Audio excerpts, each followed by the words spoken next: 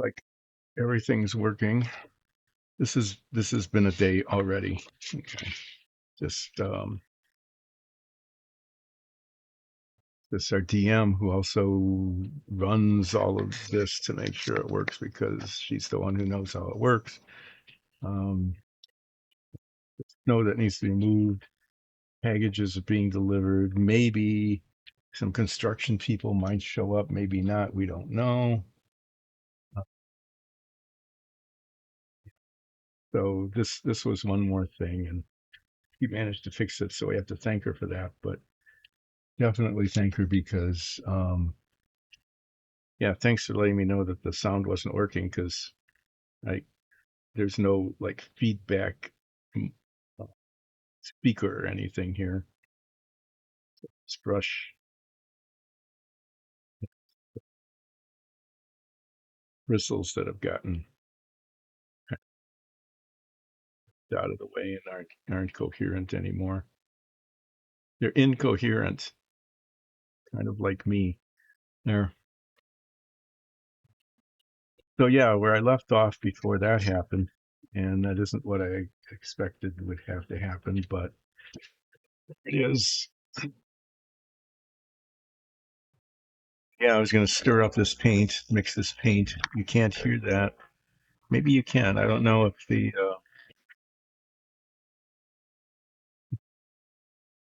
seems to be. I don't know if you can hear the ambient, the background noise or not. Usually that's filtered out.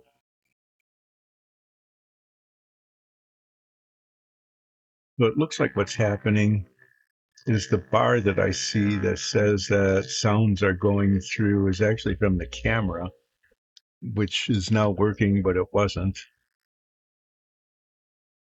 We have to thank Alexis for that.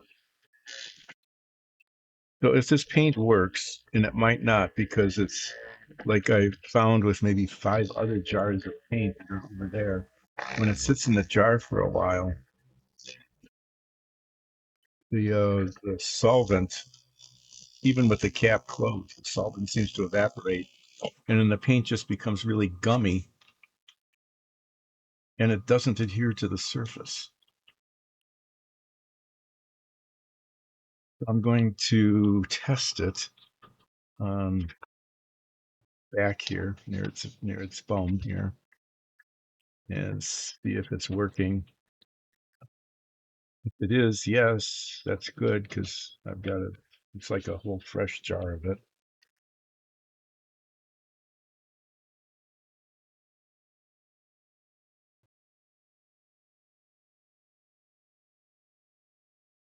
If it doesn't, then I'll have to go to plan B and use a different paint. But let's see. Test this here. Right down there where the tail is going to go.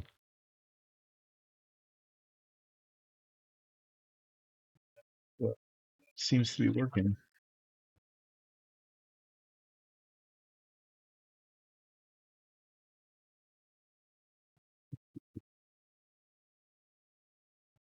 Take itself off the surface.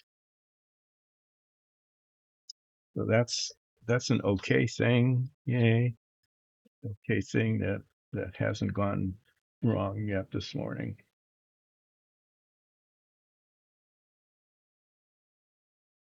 Okay, there we are. Now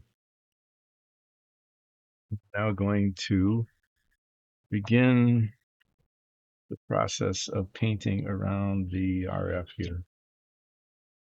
I do. Oh, seriously?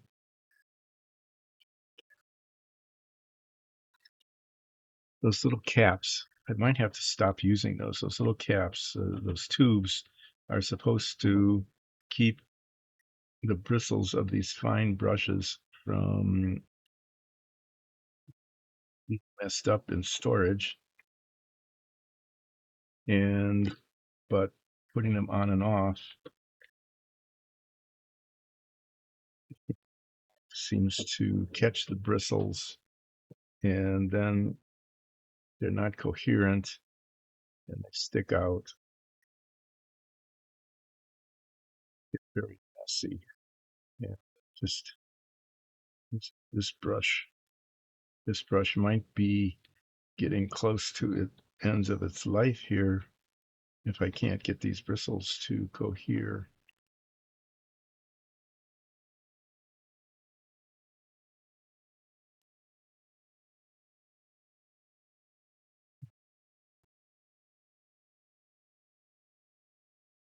Here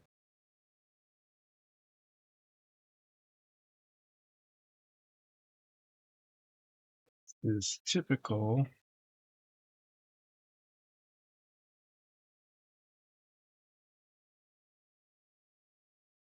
Paints are translucent and this isn't covering.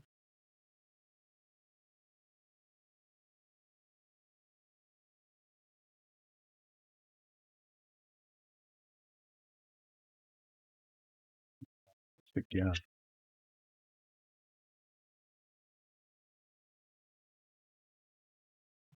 see how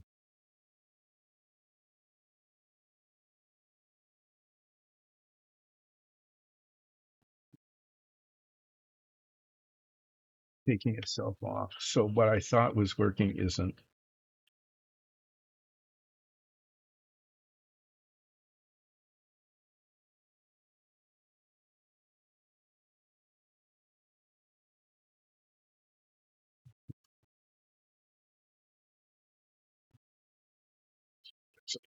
So use this instead, and hopefully this will work.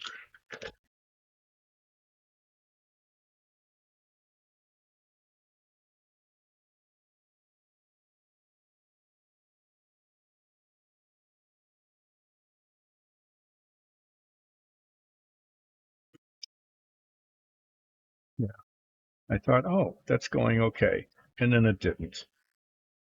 So this is a nothing is going okay day to make sure I don't do anything involving things that are expensive or delicate. This is shaping up to be the kind of this really is shaping up to be the kind of day where something is going to get broken. Keep watching, you might see it. I mean, maybe you'll be able to witness something breaking. You know, it seems to be that kind of thing going on here.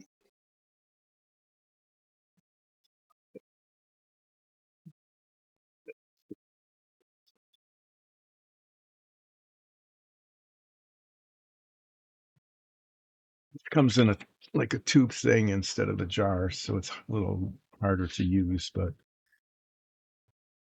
this is a test and see what happens.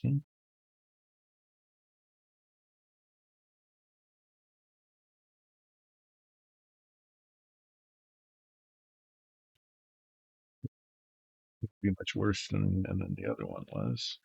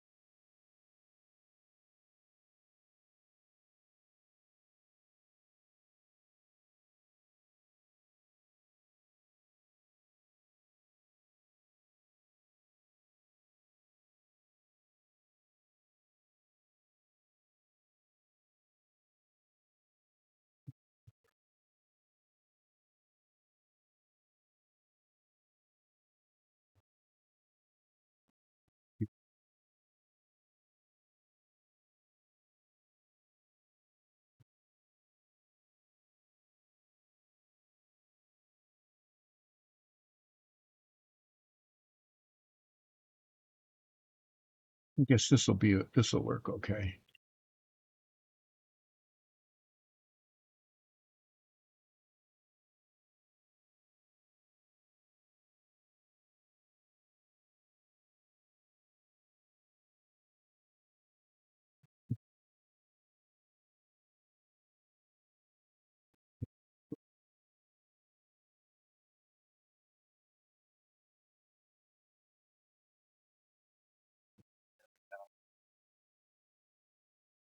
Second coat this.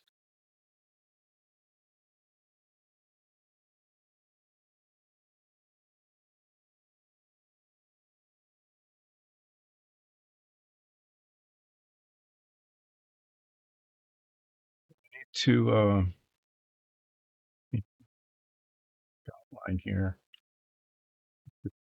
and then I'll get out a brush that has more bristles, a much bristly brush.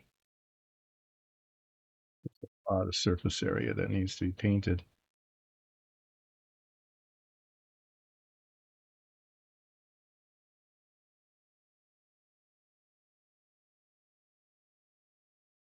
This is one of those things where there's really no good place to hold it. Places that are needed to be painted red. And so it might be one of those things where um, I'm going to have red paint all over my fingers, and then I'll be touching things and making them red. It's it's very likely that there will be fingers in the red paint oopses here happening in the not too distant future.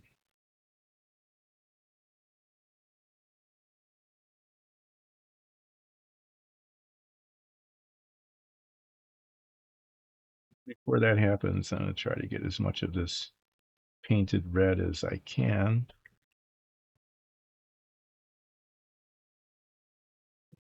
That the unevenness, the brush marks become a feature, not a flaw.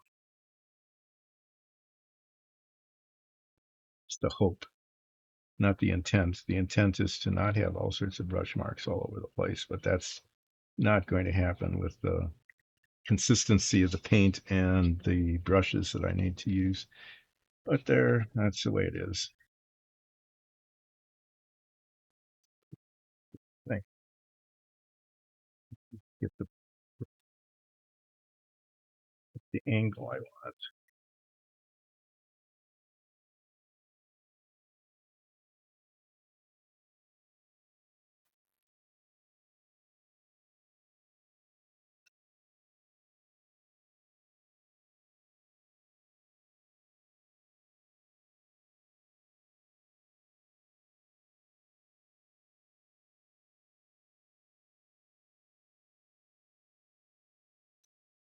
I said this has become kind of a tense day, just half a dozen things all happening at once, demanding attention, and not the least of which was camera and the sound not working here.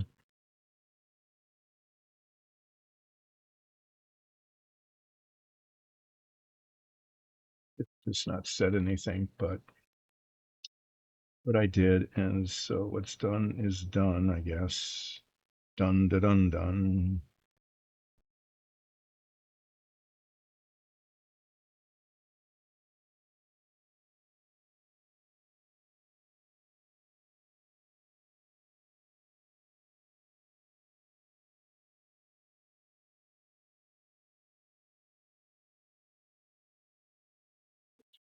This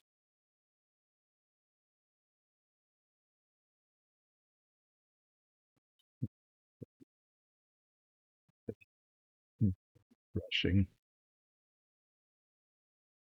Brushing takes on two meanings here. One is brushing over already applied paint, and the other is just brushing way too much.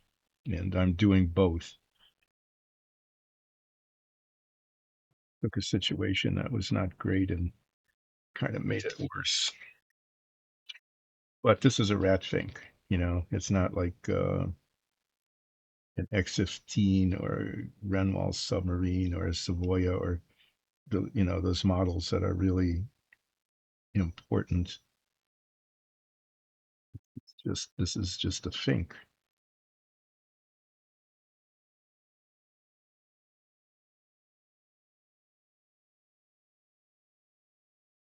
Fink Fink just needs to live with the fact that it's not really critical. Oh, 6th level spells. So this was like a boss fight that you had?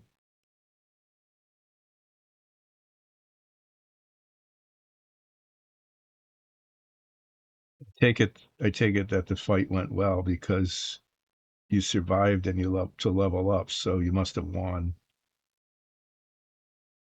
Was it pretty intense? Was it a difficult battle?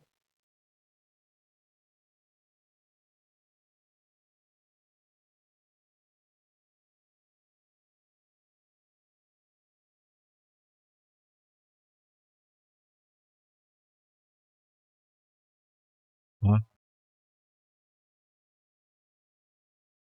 Yeah, that must have been pretty exciting.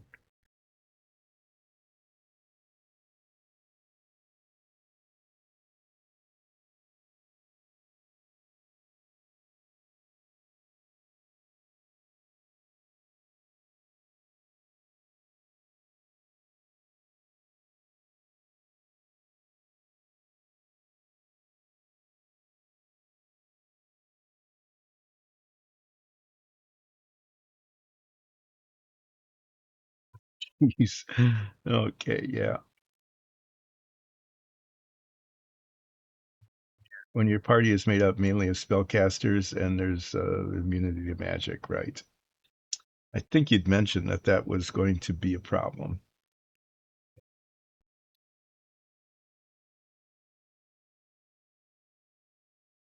At least you were able to revive you and your tank.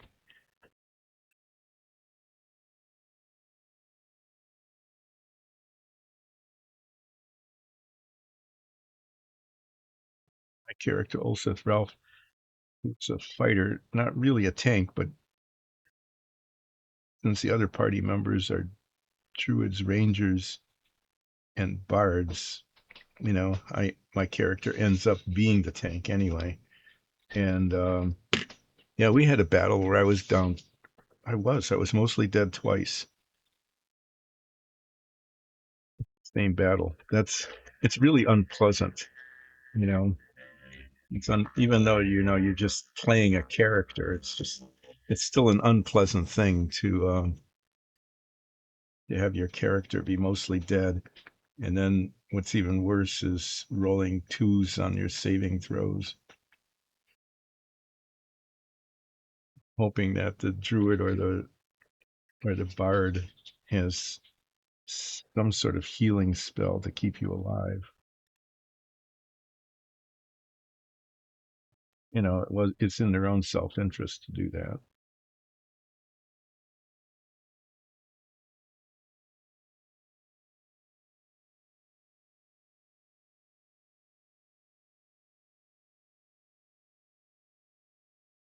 Never know, especially with our bard.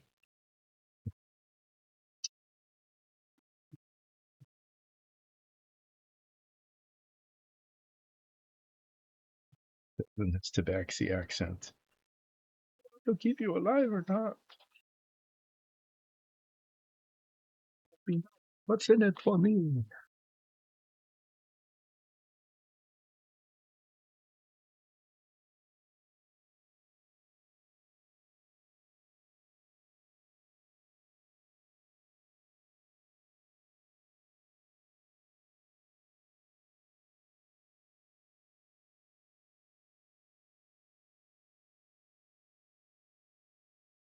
So as a reminder,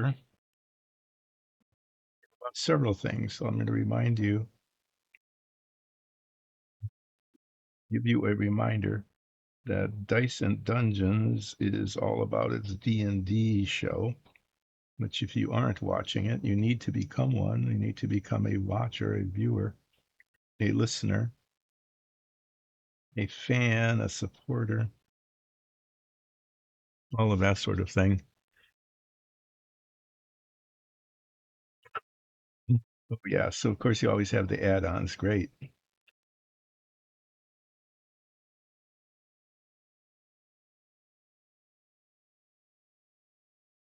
So the wall worked because it didn't affect him directly. Is that how it worked? Because otherwise he was immune to magic.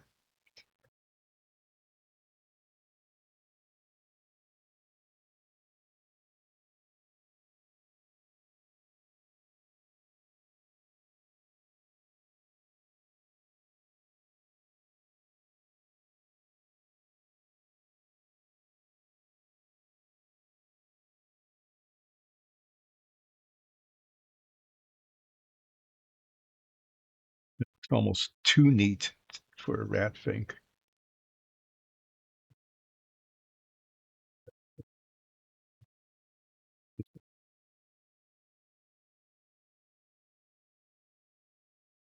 This worked by there's these grooves where the black is. It's in a fairly deep indentation outlining the RF and the little dots. I got the black paint down in there. Uh, just paint right on up to the edge because it's a raised edge, and then I can keep the brush horizontal. Just paint along the top. Usually fairly good at doing that. But having said that, as soon as you know how that goes, as soon as I say, "Oh, this is going okay, I'm pretty good at this," I'm gonna miss. The brush is gonna slip and red paint inside the black line. You know, certainly cursed myself there somehow.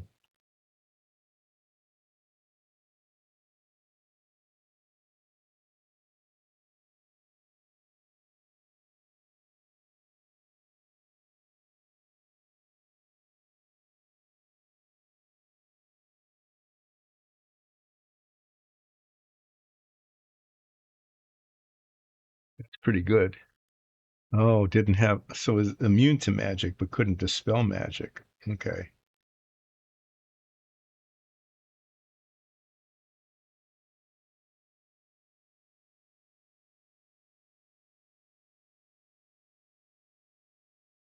It was Wall of Force's spell that one of your party members just happened to have, just, to just have it? Or is that something that was prepared knowing that it might be necessary in this fight? I'm just wondering if it was, kind of a spontaneous thing or whether it was planned out.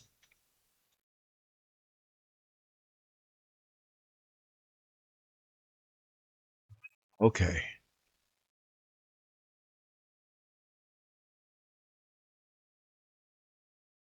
That's really good because then the spells are always the Staff of Power thing is really good because then, the spells are always available. It has limited charges though, doesn't it? Can only be used a couple of times each long rest or something, or before it's recharged. I don't know. I haven't played a magic user really since I played a cleric ages ago, so I'm not that familiar with the magics.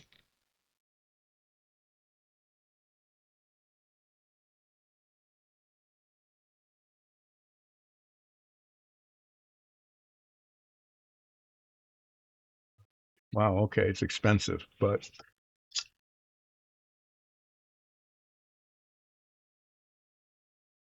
case has saved your lives, so that's important.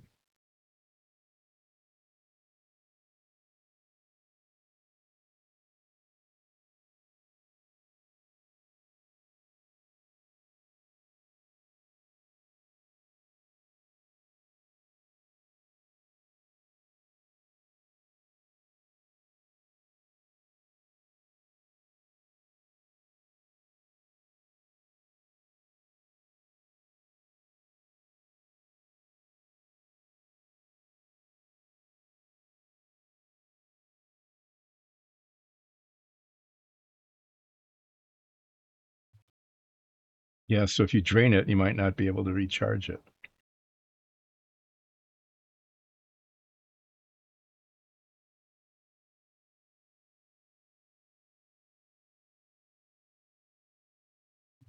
So Furbog has a couple of Furbog magic, is just called that. Can turn invisible for one turn.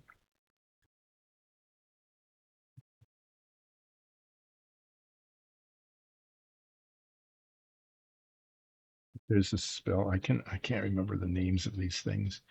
Um, can take an extra turn. Pretty much, it's like if I use it, I can.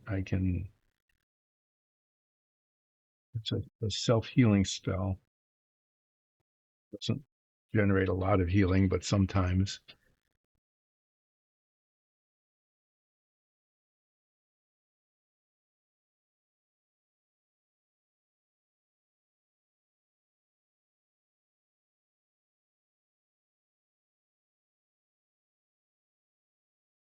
can take an extra turn. And then I got this ability. One of the abilities I got was lucky.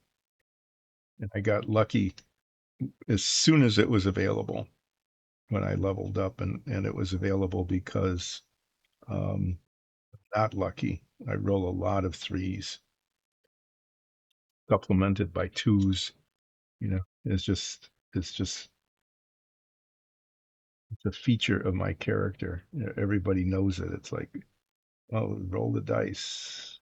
Serious combat issue. This could be really tense. Are you going to roll a two or a three? That's just the question. It isn't whether I'm going to roll a tiny little number or not. It's like which one, which tiny little number are you going to roll this time? I got the feet lucky. Okay,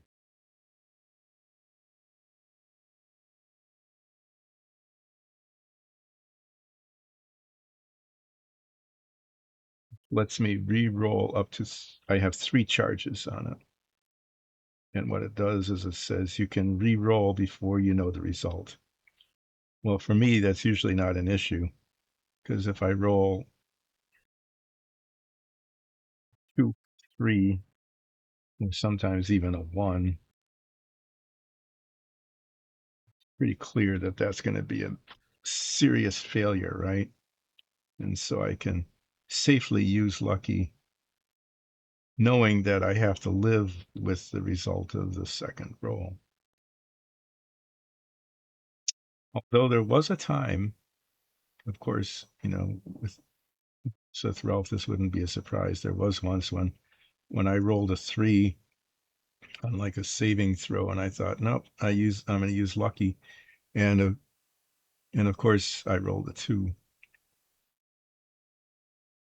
It is. I do that. I use it with some frequency. The thing is, it's just like the staff. If you get limited use, it's like when do you use it? Use it now? Because I probably, if I fail the saving throw, I probably can survive it. It wouldn't be pleasant.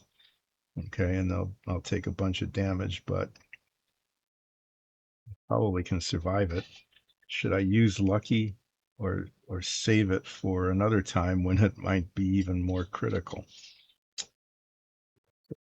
They're the kinds of choices you have to make.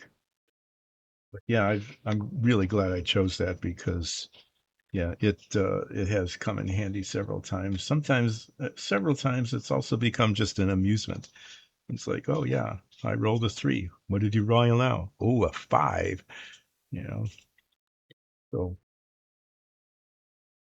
even though it's called lucky, doesn't mean one will be lucky. It just means that get to roll again.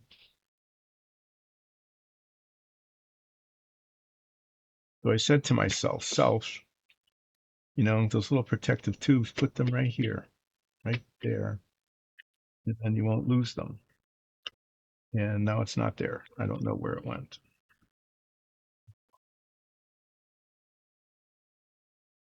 See if this brush will work.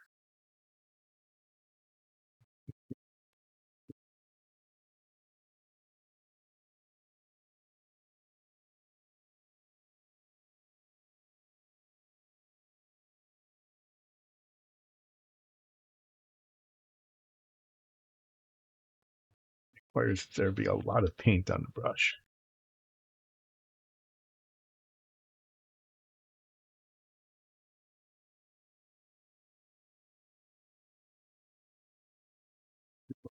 This little tube.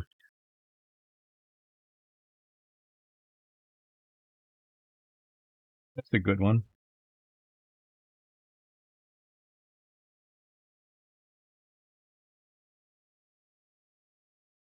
Did it. Stuck my finger in the red paint. Nicely done.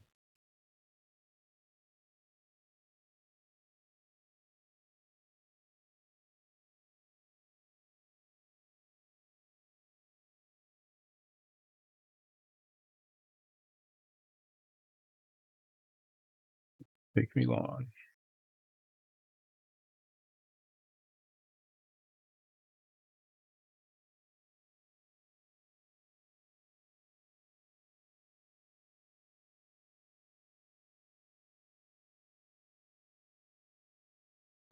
With soft bristled brush.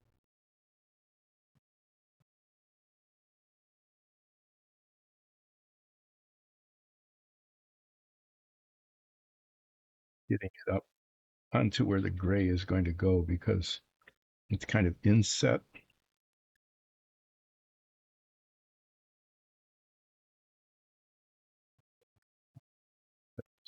That was unnecessarily messy, though.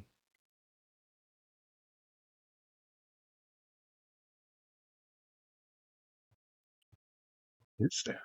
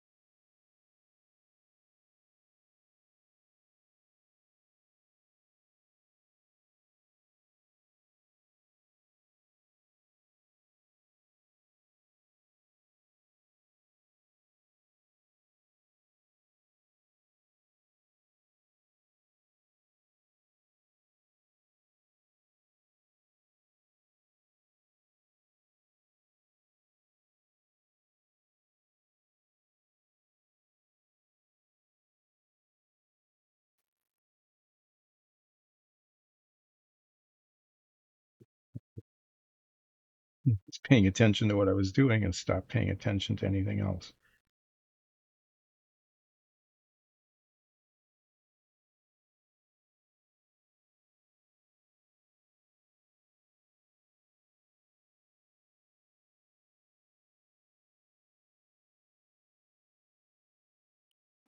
So looking when it dries.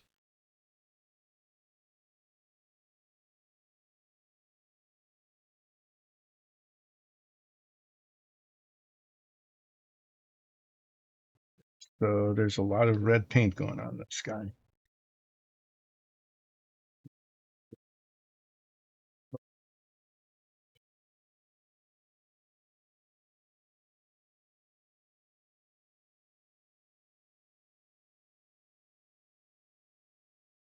There's a downside to it. I think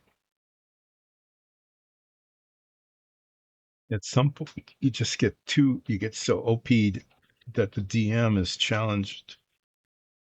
Challenge for the DM is to come up with something that's interesting, where there's still some danger where your tank actually goes down twice, and has to be revived in order to keep the party alive. But on the other hand, it's cool to have those kind of spells.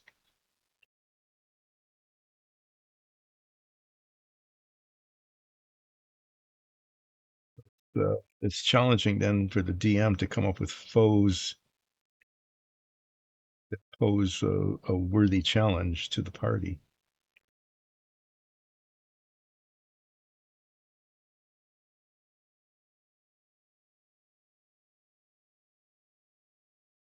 See how that goes.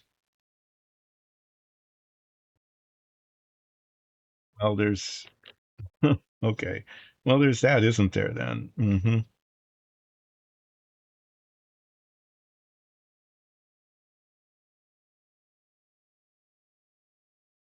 the danger to yourself as much as it is to the foes that you're fighting. Yes, that seems appropriate in a way. It's just really a mess.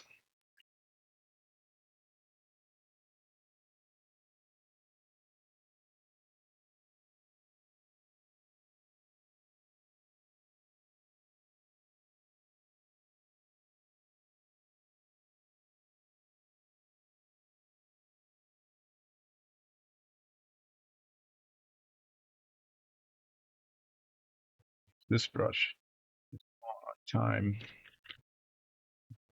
surface areas on anything to be brush painted as opposed to like spray painted.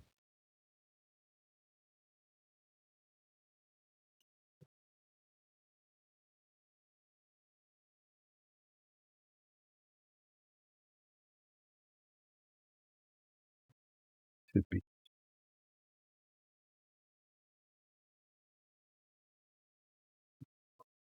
Hold on to it.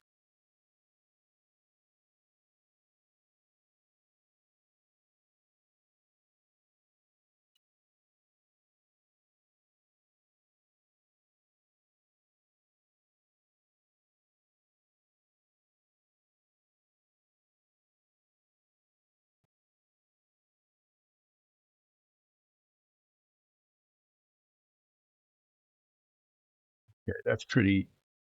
That takes a lot of cooperation and preparation.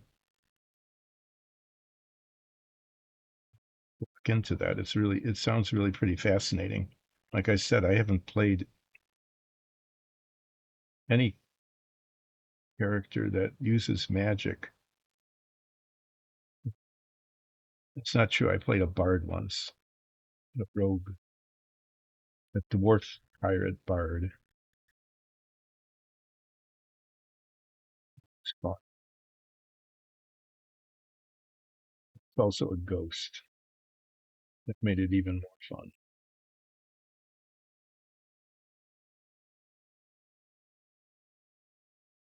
Very little about the magic system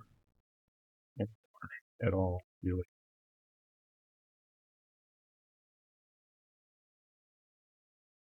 The gray paint covers the red, because I'm certainly getting a lot of red paint on where the gray is going to go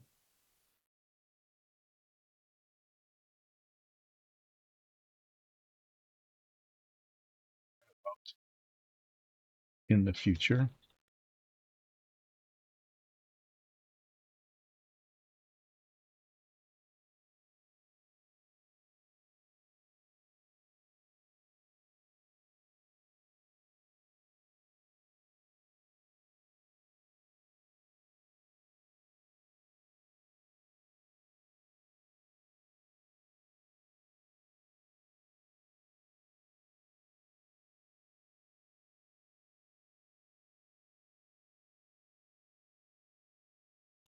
Be messy here. I'm being quite messy, telling myself that's just fine. It doesn't matter. It'll be covered over with a different color paint that will be very opaque and cover nicely. Yeah, sure, you betcha. That's a Midwestern kind of thing.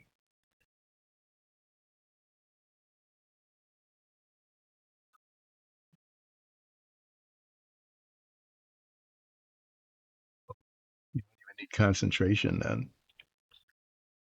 First, you have to come up with a sapphire. So that might take a little bit of mercenary work or thieving or something, something to earn that kind of money.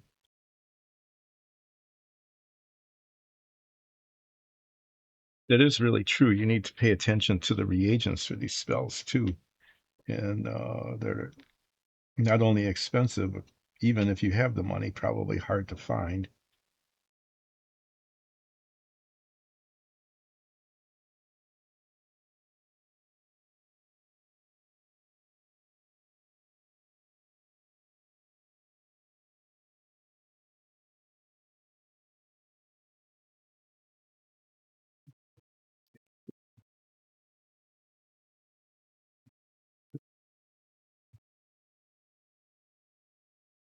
Couldn't hear it, but I could hear it. It's important. Hope everything's okay upstairs. Everything got really quiet. It's pretty chaotic. Not too terribly long ago.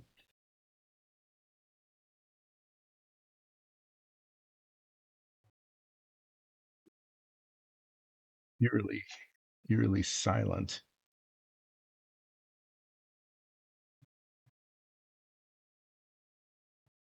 Take a break just to check to see how things are. Like I said at the beginning, this has been a chaos day. Just all sorts of things happening all at once. Like the title of that movie, isn't it?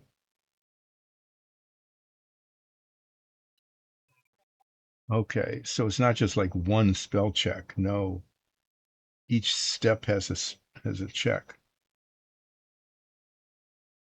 Okay, so it might be extremely powerful, but sounds like it's also pretty limited in many ways.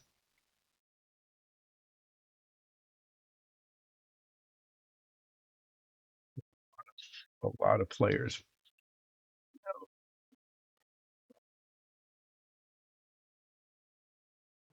The paint was dry enough, it didn't rub off.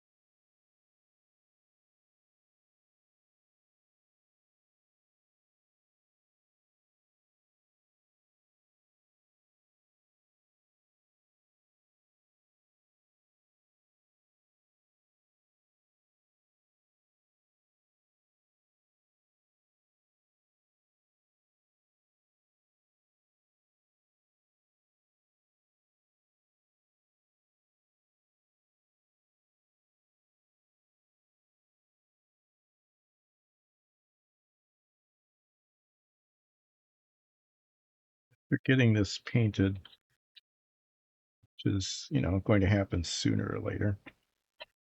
At least the first coat of it. I might have to put a second coat on. Sure, we'll see what it looks like when it dries.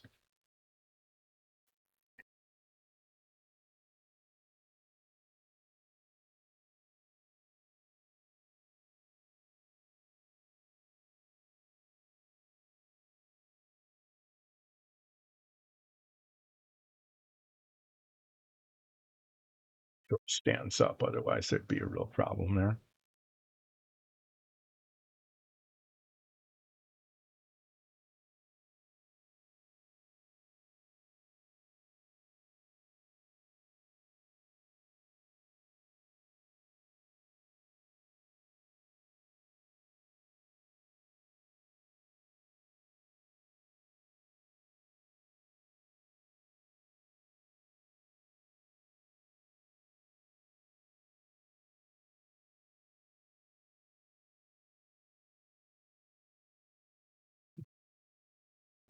So I look up, like, oh, I'm still on camera. It's usually when I look up. I'd say more than half of the time when I look up. Yeah, it's even got little fingernails. Look at that. Formed here and poorly formed there. Formed in terms of the injection molding, and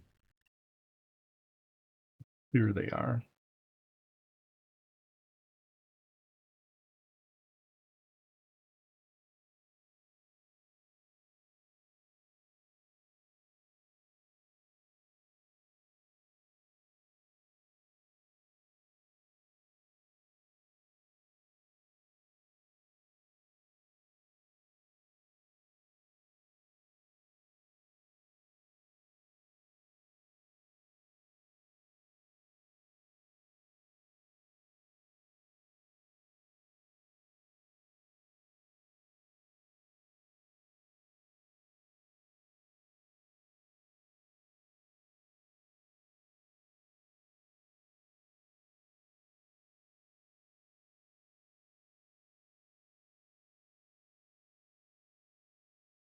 At least this paint worked. The other paint didn't. It's too bad because that would have been in some ways easier because the paint either works or it doesn't. And I just did that. That his bum down, his wet paint bum down paper towel. Simply not. Okay. Well, that's a piece of like grit or something, but I'm going to actually leave it there because this is a rat fink. And it's very likely that he would just have a piece of grit on his cover.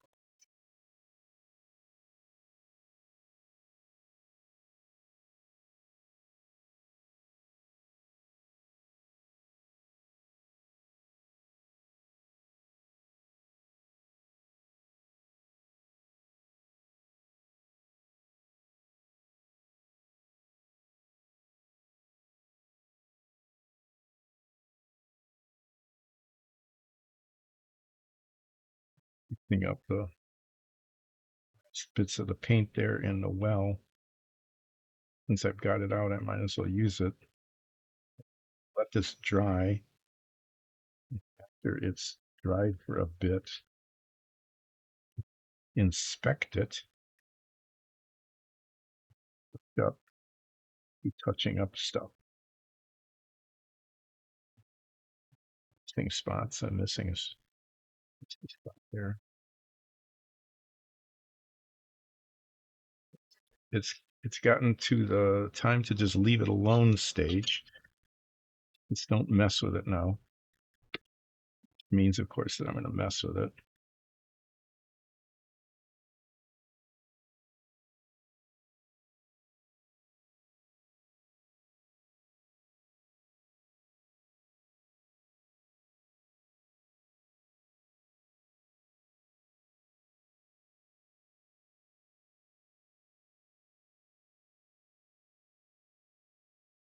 Yeah, just stop messing with it.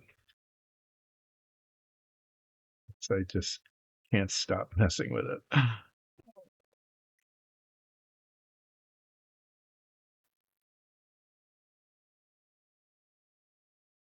So I grew up in the Midwest.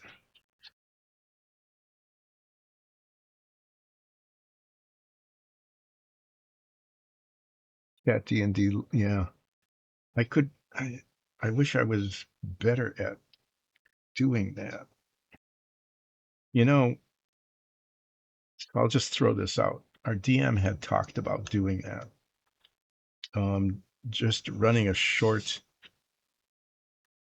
Twitch thing, you know, where um he thought about it originally as reviewing rules, like people who are just sort of learning and can't make sense of the rules, or they're having trouble with it, or they have questions about it.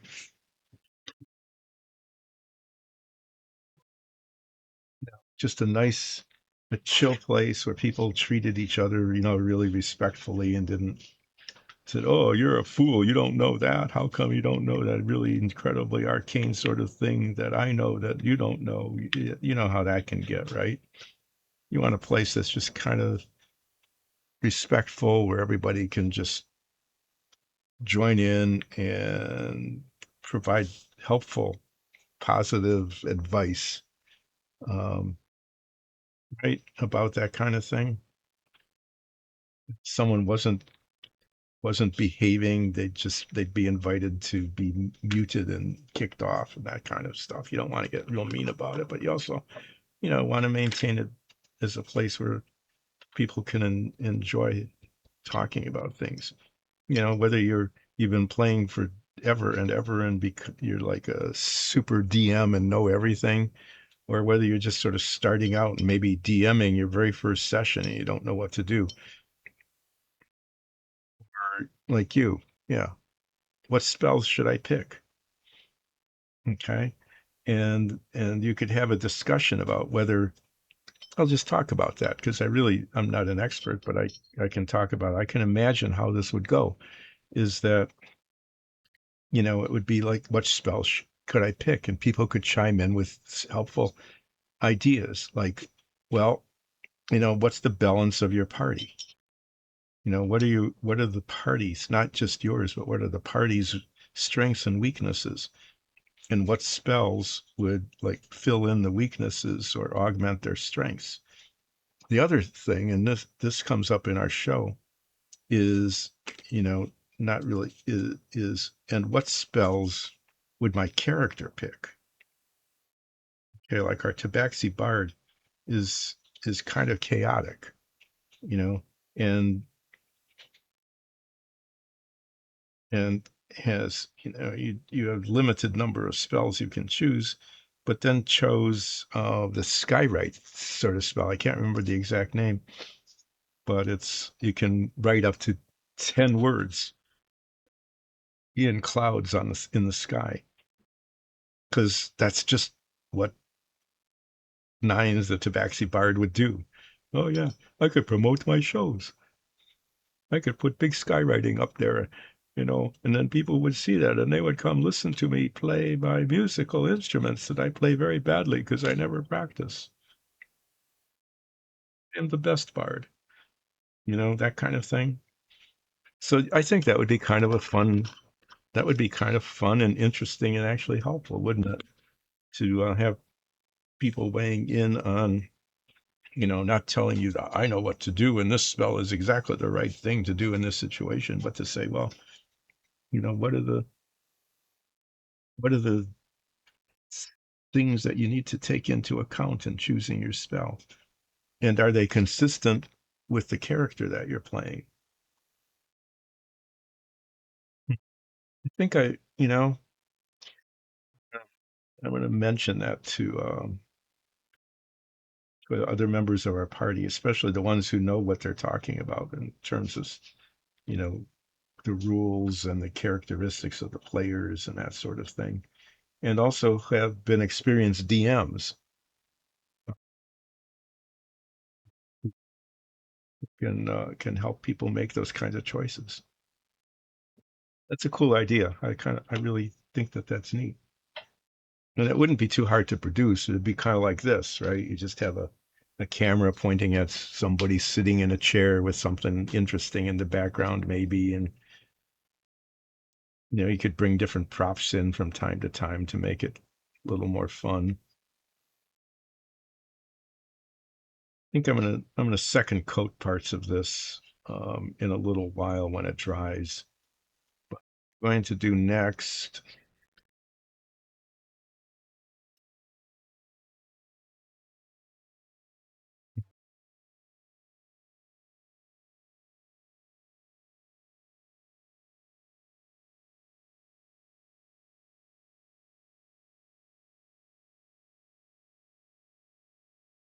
Paint the inside of the ears kind of pink.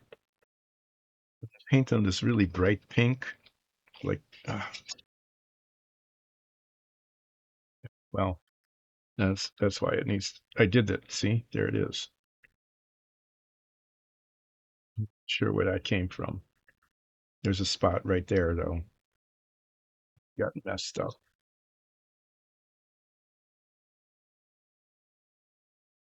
Well, that's why I need a second coat. It's only a matter of time. Some of these things, there's an inevitability. You know, I know that I'm going to stick my fingers in the paint. I know it's going to happen. It's just waiting for it. And it's a question of when it's going to happen, and where it will happen.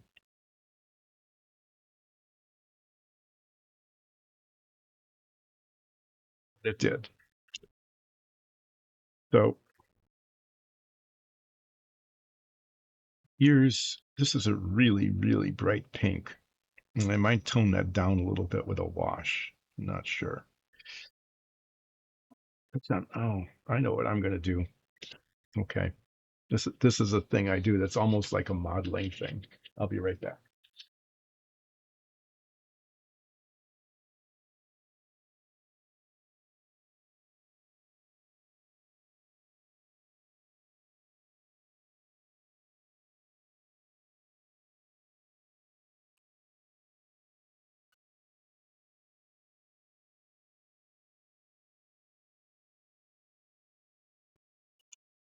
So this thing I'm doing is almost like being a real modeler, someone who knows what they're doing, right? Or I just start slapping wash on something or figuring out what color should overlay on top of another color for my little foot protective plastic cover that does more harm than good usually.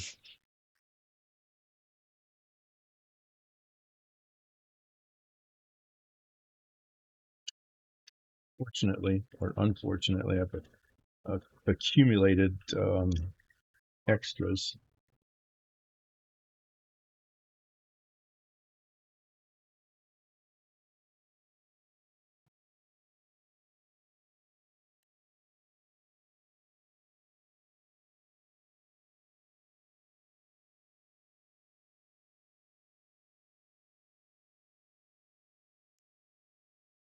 There's one floating around here that is somewhere.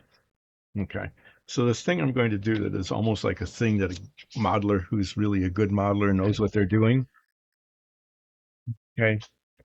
Unlike me, I'm going to do a test swatch here. And what I'm going to do with that is I'm going to test some different washes on it for like around the gum line, but also different colors of like shading to see how they look on the ears. I'm thinking like the ears would be, mostly pink, but the pink is really pretty startling color. I mean, this is definitely not a subtle color. I don't know what the washes would look on it like on it, and I don't know how the other colors kind of like see here, gonna start off kind of that color, almost like a flesh color. Yeah, I'm gonna play around with that. Paint dries.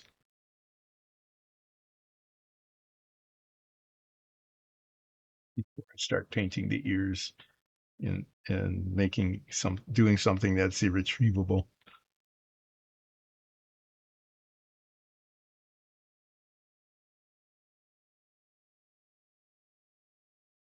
Thing I'm going to do.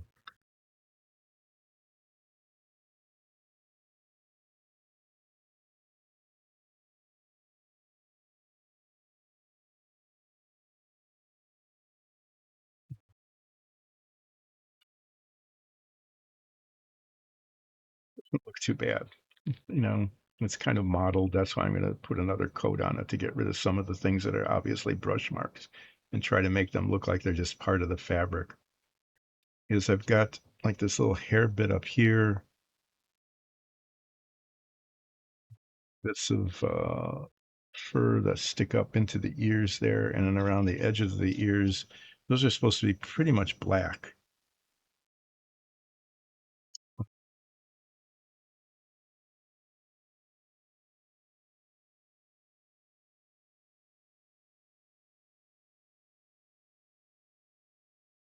Here, I'm shiny. Should it be?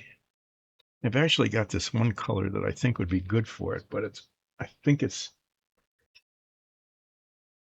jars of paint that got gummy again and doesn't cover well. I try it though. I'm gonna try it on this little tuft up here.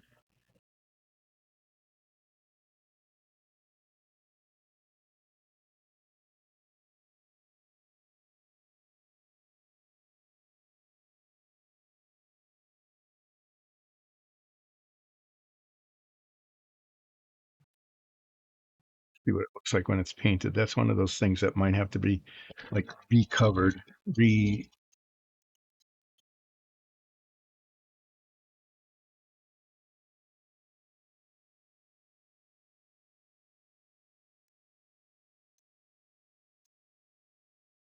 That just really looks crappy. Okay, I'm not gonna do that. I have to fill that in. When I put this together, okay, there's a really big seam here, but I didn't realize really what it was. And it's like a lick of this. See the hair that comes down here? It's got like a lick that goes up. It's just this big crevice there. Should be just a smooth surface.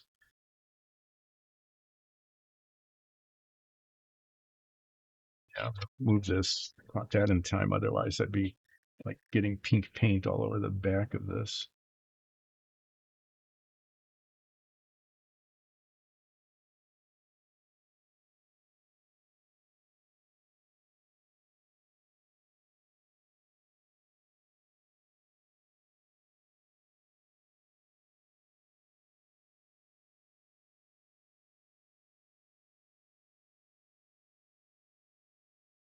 sculpting this, I think if that holds up, that will look a lot better.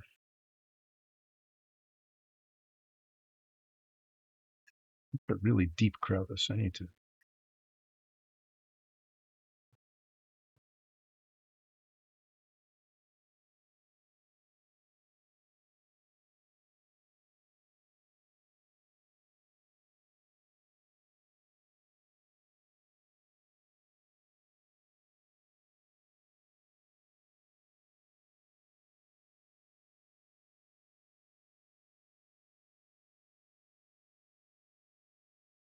Needs to dry before it gets painted.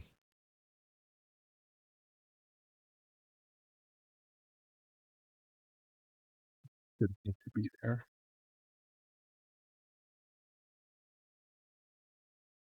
That all over my hands. But yeah, like I think that would actually be a fun thing to do. I think Alexis would actually enjoy doing it if it were that kind of format. It would only work if people actually joined in. You'd have to have, people showing up and chatting. And if it's just the regulars showing up, they could chat about esoteric stuff or things they ran into in their campaign and just share DM ideas or player tips or something like that.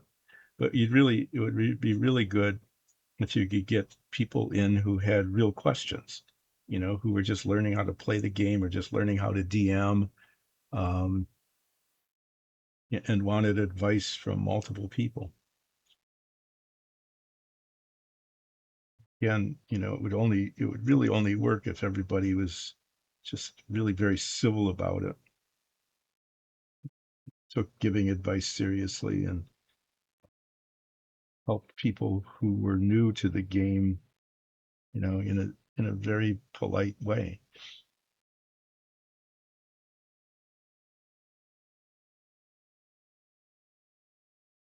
Anyway, I'm gonna mention that because I think it would be, not only interesting maybe for her to do that, but I think it would also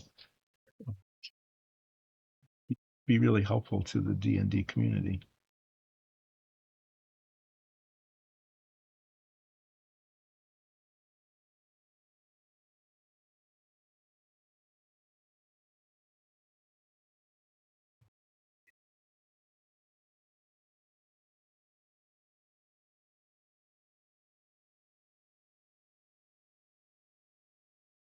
Just trying to think of what I should do next because can't I was going to paint this bit here, but this is where I needed to put the filler in.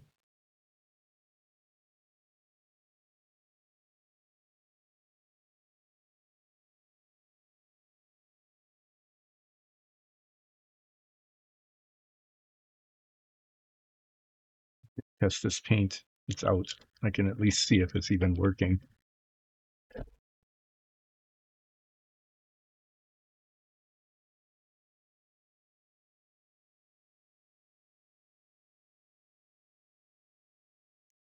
Some of these paints just don't get used very much.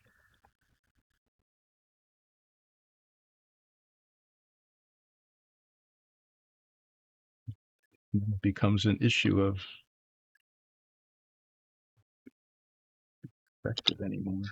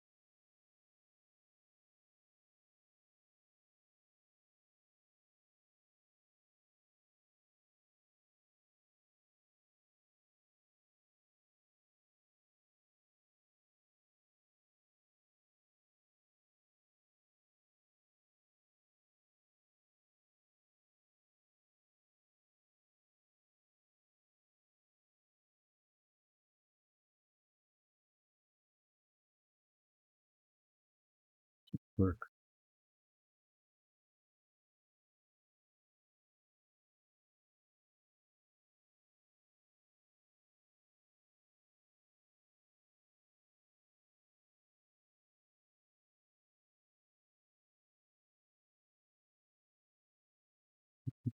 There's spikes that go up into the ears. Got this sized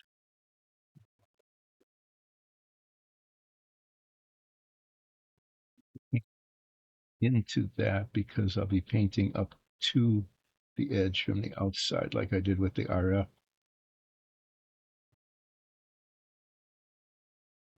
That the paint covered the black. It may or may not do. I might have to put like multiple coats of something on to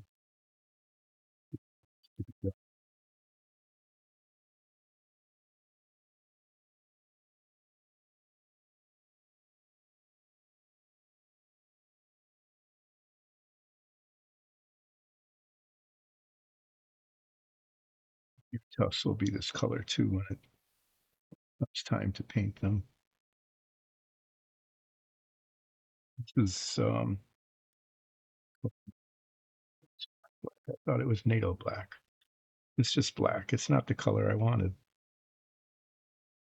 Paint is working. I'm not going to complain. What I end up doing is putting light. Yeah, I'm going to do that. A slightly lighter color just to like dry brush it on there. Stuff.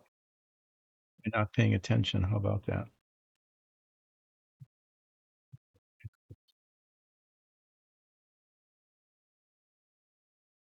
Yeah, I was really surprised that it was working so well because I remember using the NATO black um, before and having it be gummy textured.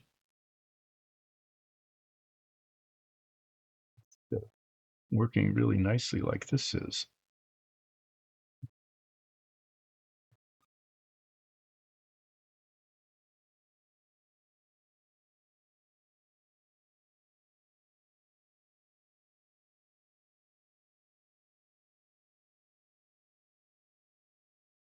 What I'm going to do with this, and since it's not what I was expecting, is put test patch of this out here too.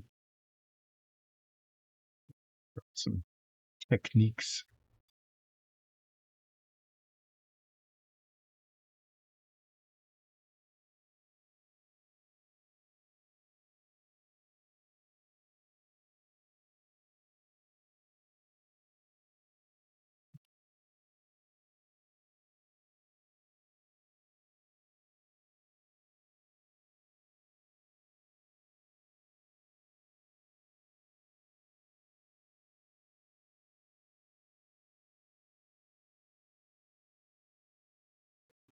That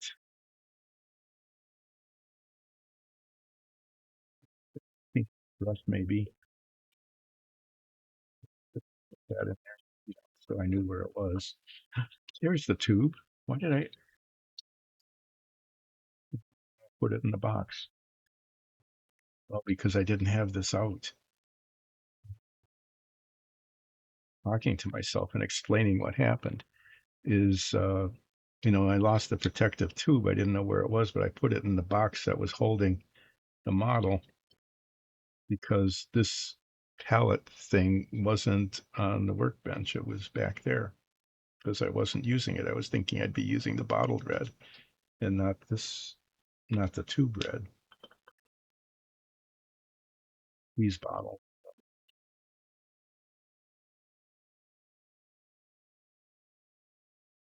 Do one more thing.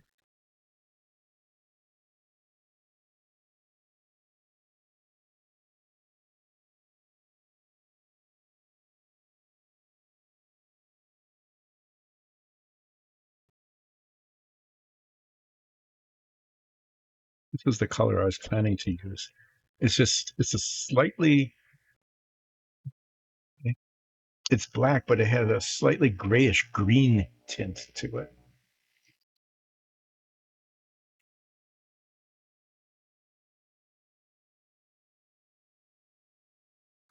and it's really kind of nice, and it's not like pure black. It's not like pure black like that.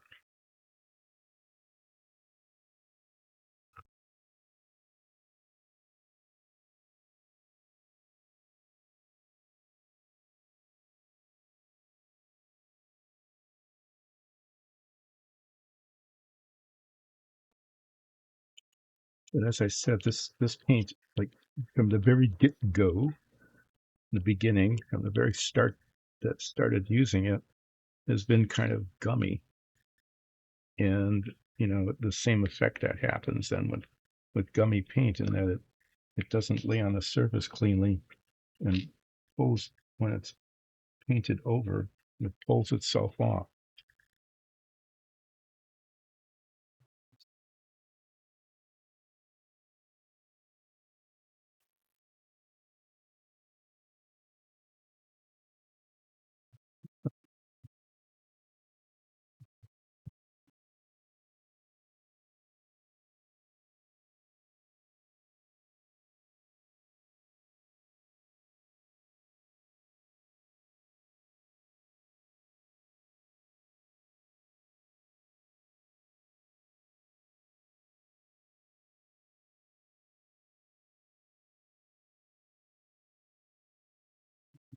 You can see any difference or not.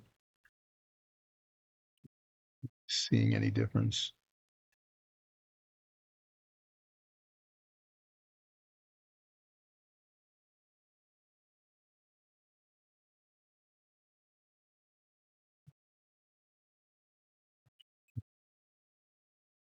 Do the thing I did here.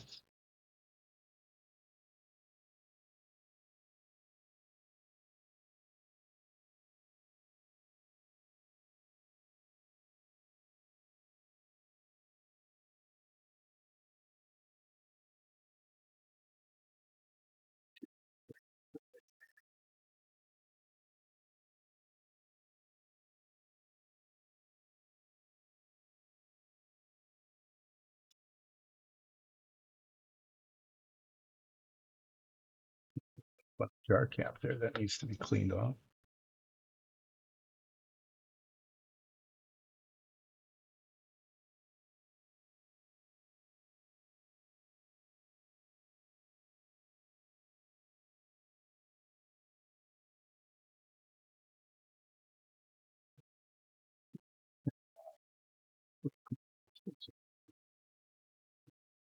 Yep. Okay, I'm going to, you can, the difference is pretty subtle. Okay? And this is the flat black, and you can just see it's slightly lighter shade, and it's a little bit greenish. Okay, I like that better. I'm going to use the native black now on the rest of the little tufts of hair that get into his ears there. Test some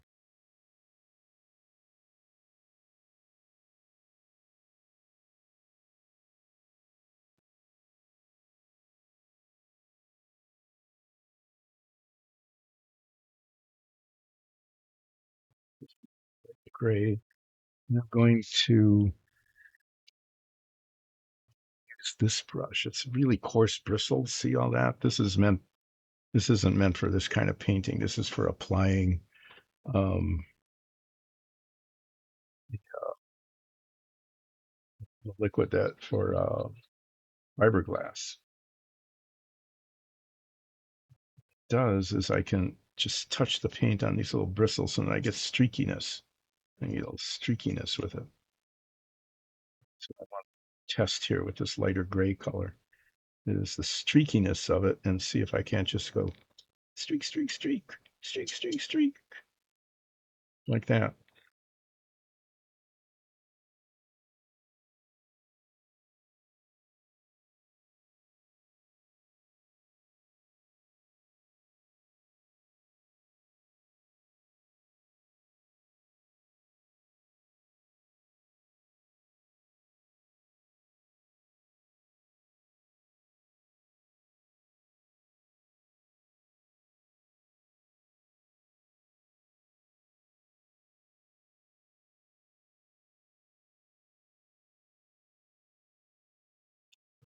I'm going to do now, though, while this is drying and this is drying, before I put a second coat of red on that and play around with these different colors, is I do need to take a quick bio break.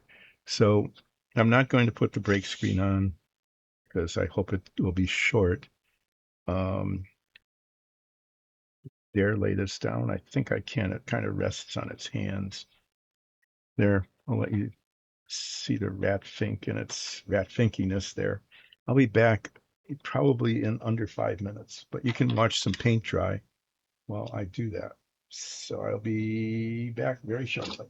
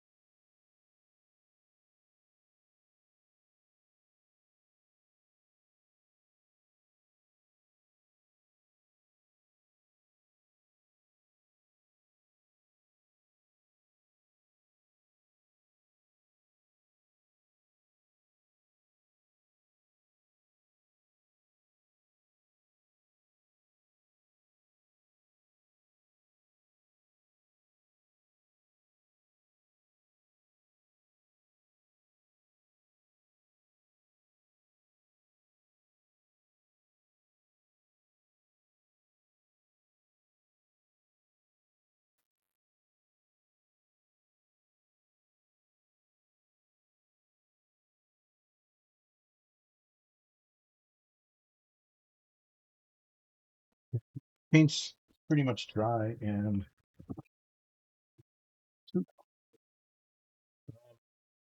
okay. So what I'm going to do now is get this piece of paper towel, which isn't covered in paint. Look at me. Yeah, you can't see it. If the camera were up a little bit further, then you'd see me knocking stuff over and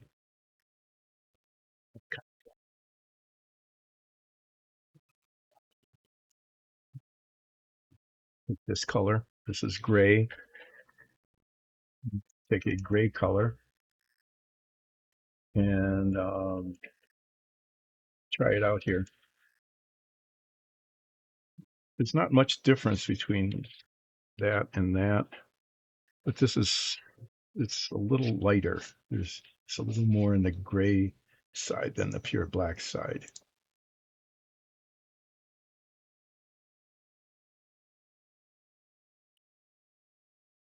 The rest of the tufts I will be using NATO black.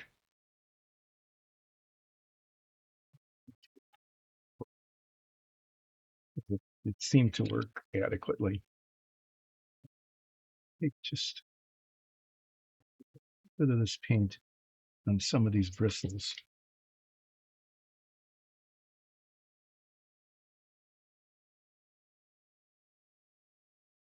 Do that. See that? The streakiness. I'm going to try to do that here on these ear bits.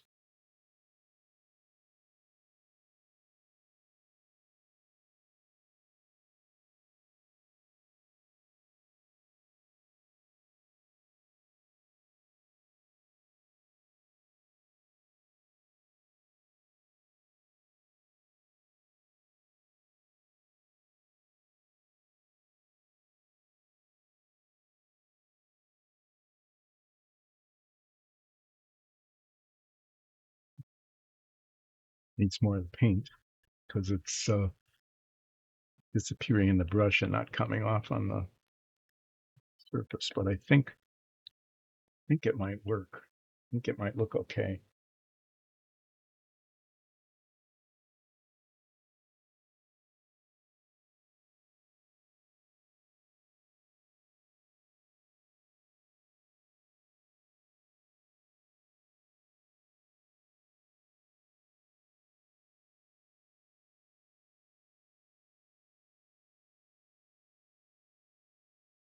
Looking up here, that's pretty good. Not working really well on where I wanted it to work though. In fact, it just ended up spotting it instead of streak. Well,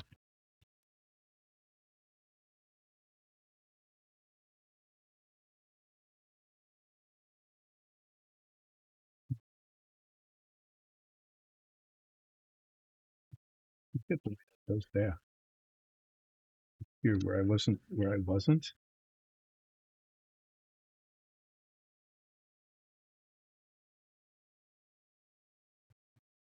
That's that's what I'm going to do with the black paint there.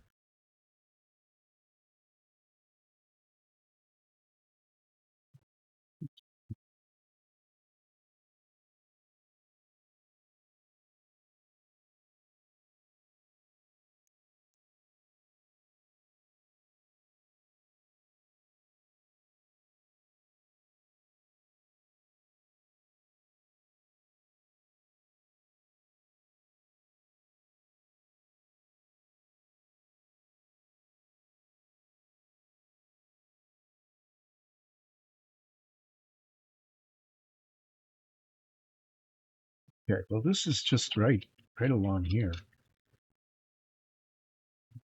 That works really well. I'm going to do that, for the fuzzy edges of the ears. So it wasn't a total loss here. Getting the streakiness.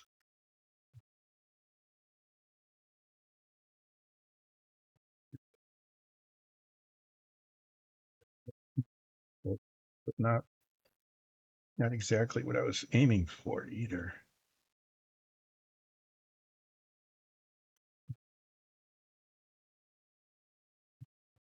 Sure.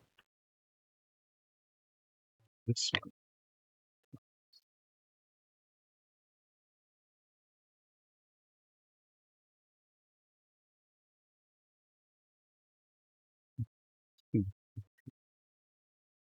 It's pretty low risk because I can just repaint these guys.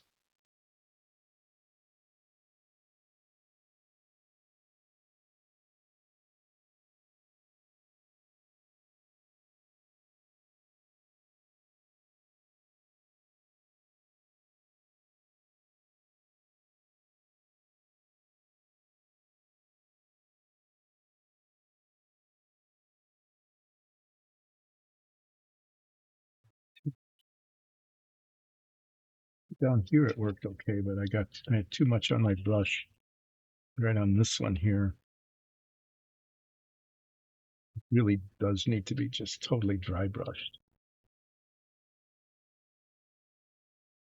Street wood. Yeah, then fan, that would have been considered, that would have been a terrible pun. Okay, I'm going to repaint those with the NATO black and then use this for the dry brushing, but make sure it's just really dry before I brush it. If I was good at being an artist and painter, I would have known that and done it right the first time. But I'm not, so I didn't.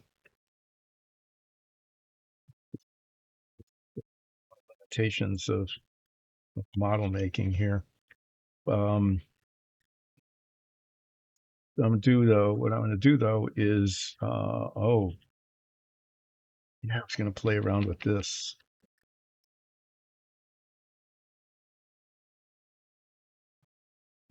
Again.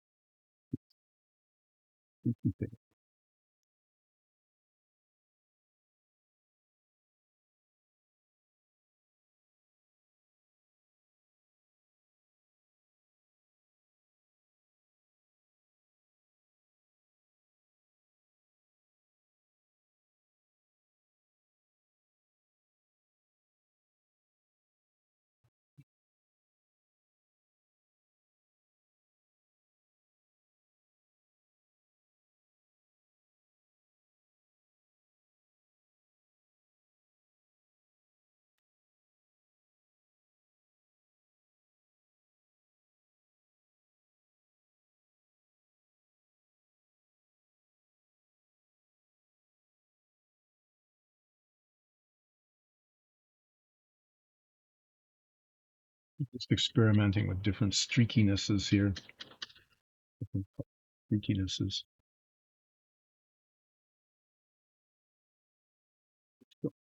And of course, there's so much water in the brush because I just rinsed it and it didn't dry.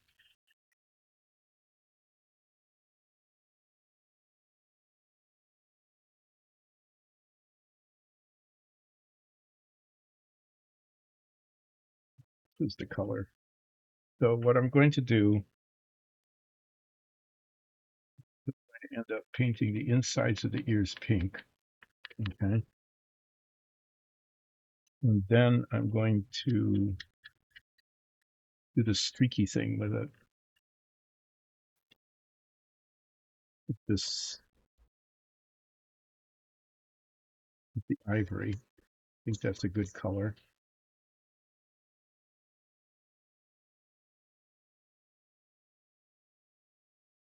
tones it down pretty well. I'm going to do that. See where I inadvertently did this here. I'm going to be doing it in there. And then I'm going to take the gray and do the same thing a little further up and then black around the edges.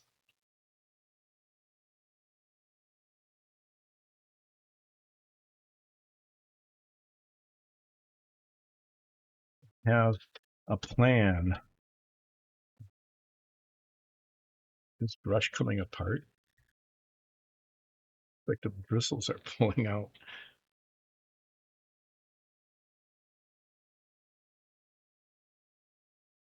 Rinse water has turned into a soup. Yeah, they are. They're actually, the bristles are actually pulling out.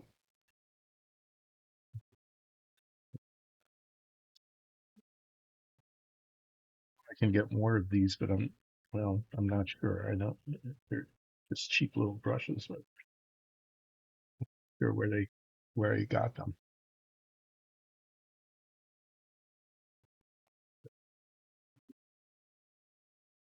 Okay, well, I'm going to play around with techniques on the ears.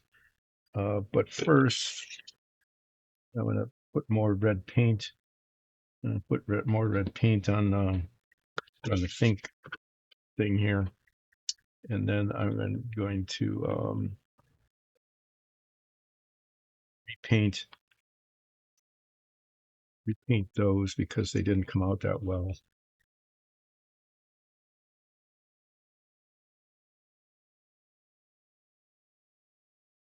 I got an hour yet.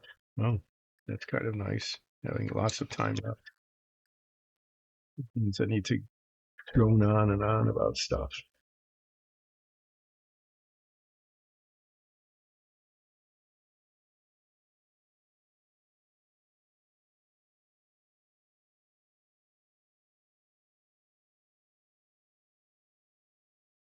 Another thing I could do with this, I'm not sure if I will or not. I could put like a light gray wash. Let's make it look kind of dirty to recoat this, and then I'm going to try another practice.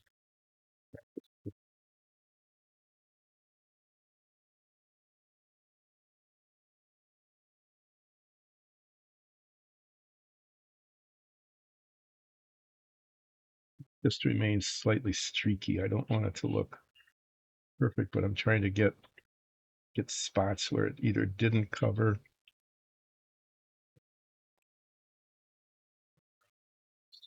like along here, there's just like a big brush line.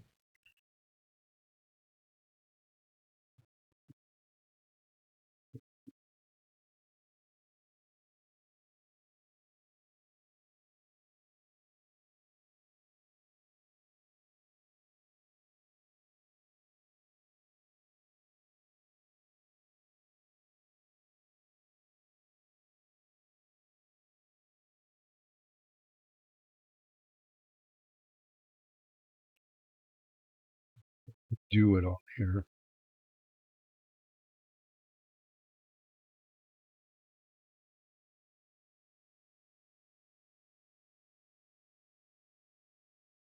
Certainly I need to fix the spots in the back here where I stood up. Things I do here, messing things up, making a mess of things.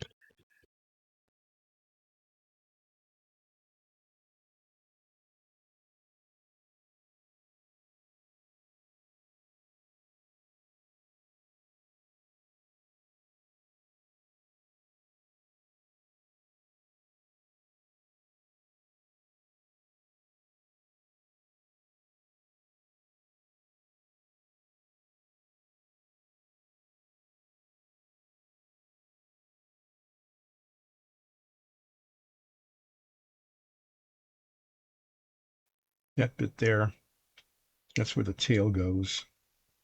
I'll paint it anyway because I'm not sure what the tail will cover and what it won't.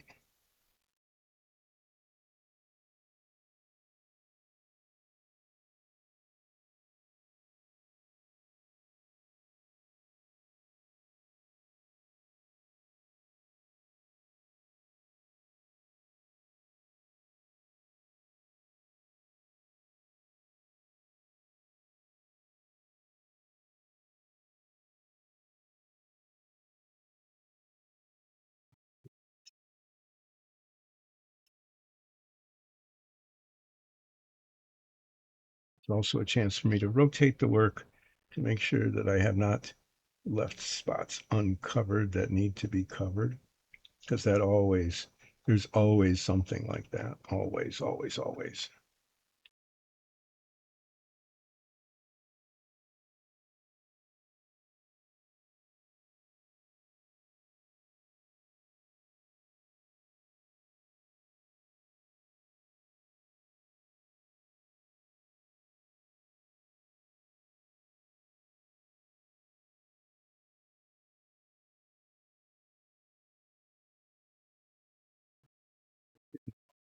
Base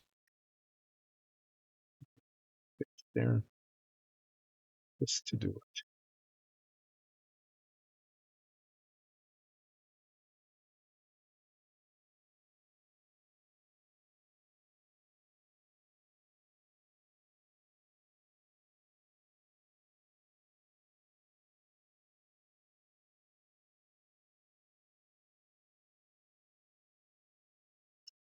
Going to be back doing the Fink on Monday, and then I'm going to be away,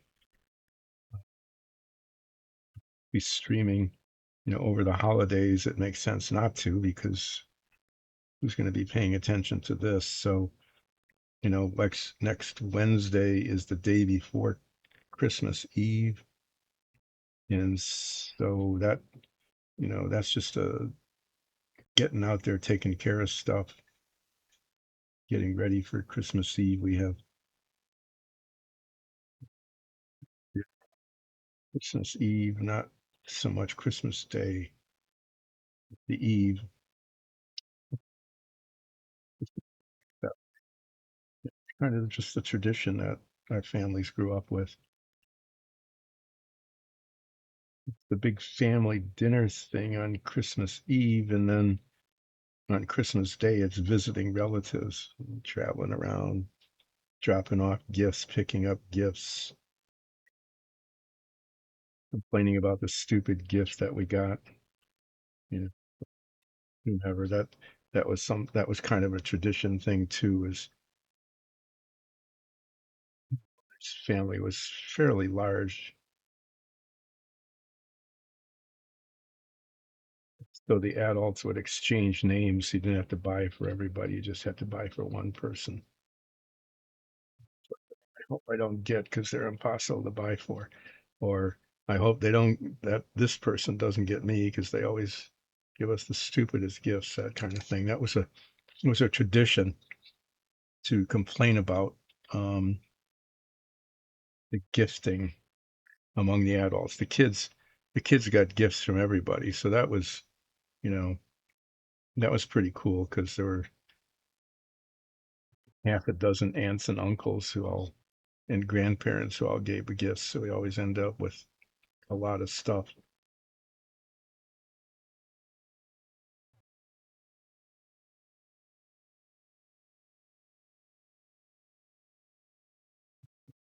This is what I was going to do with the leftover paint here. So I'm going to do this again.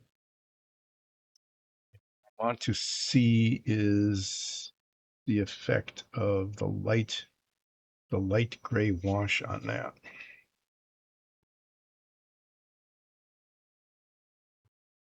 See if it tones it down without messing it up. I don't want to put a dark gray wash on it. It'll just make it look kind of blackish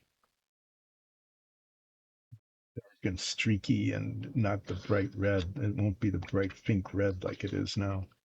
But this light gray stuff has hardly any pigment in it, so it might do some decent shading without messing up the color. That's what I want to test there.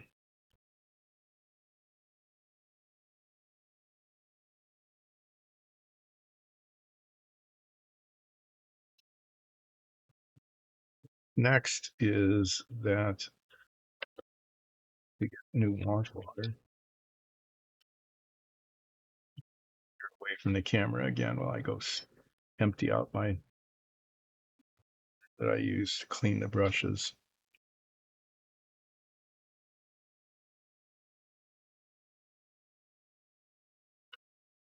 what's going to happen next is I'm going to get out the natal gray and I'm going to be painting this little tuft of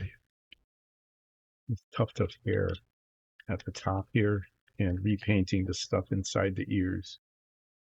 Do that. Hopefully the natal black will work for that, just like it did on the test thing here. Hope it does. Finding out.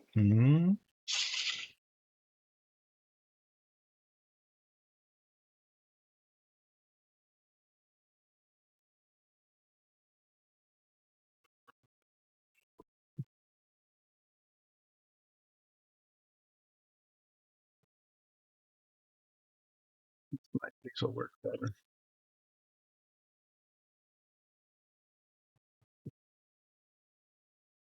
Okay.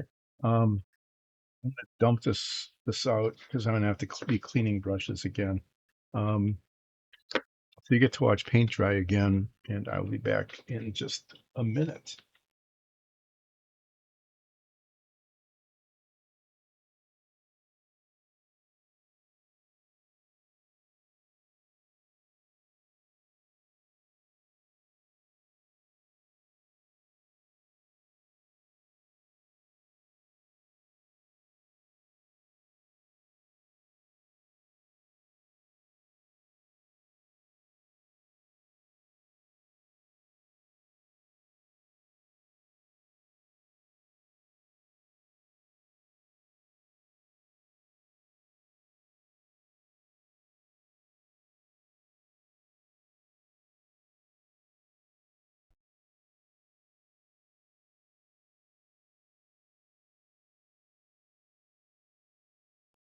Counting off the seconds. I wasn't.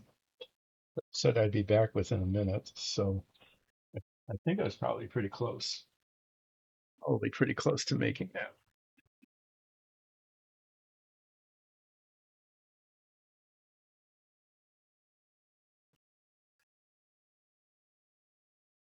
It's been pretty interesting in that I've actually been doing a lot of painting, which doesn't happen that much on this stream.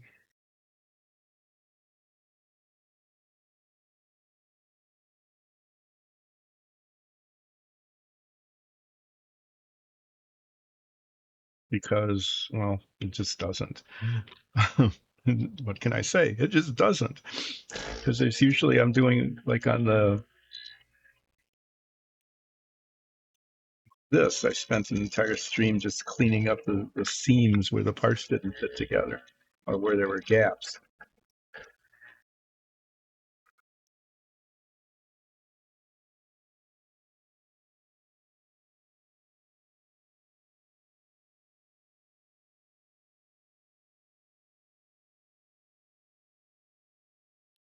But I, it's not good.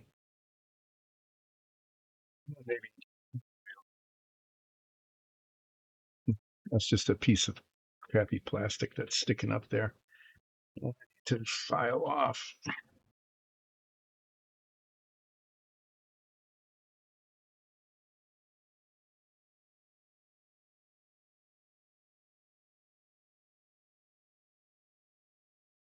Let's just say that injection molding quality control on plastic models is a non-existent thing. Well, maybe it isn't. I mean, there might be some parts that come off so incomplete or so messed up that they're actually inspected and rejected. That might be. But the stuff that gets through, not that great. There were some models, I think like the Renwall models ages ago, that would have a little tag inside that would say inspected by Inspector A27. I don't know. I'm just making that up, but some number or letter combination like that.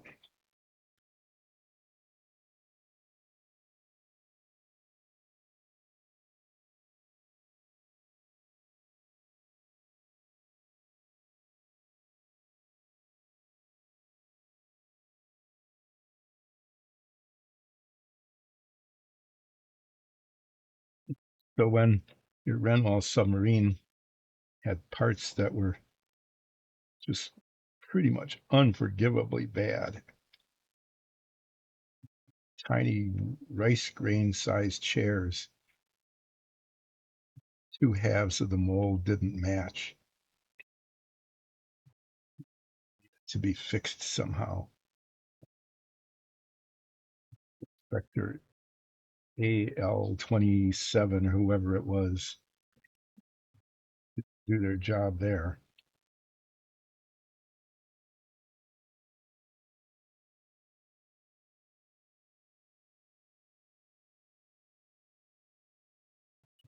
Paint is doing what I feared it would, to put a lot of it on so it doesn't cover the surface. Pond it up like this.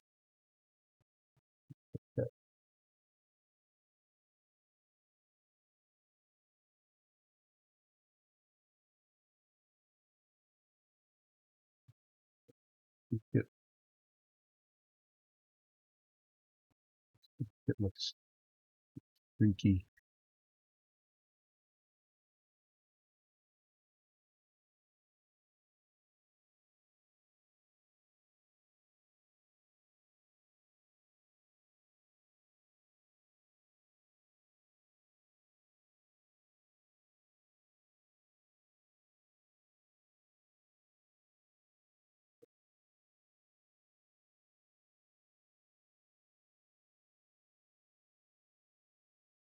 Sometimes when you get paint on kind of thick like this, dries, it gets little circles as it shrinks as it dries.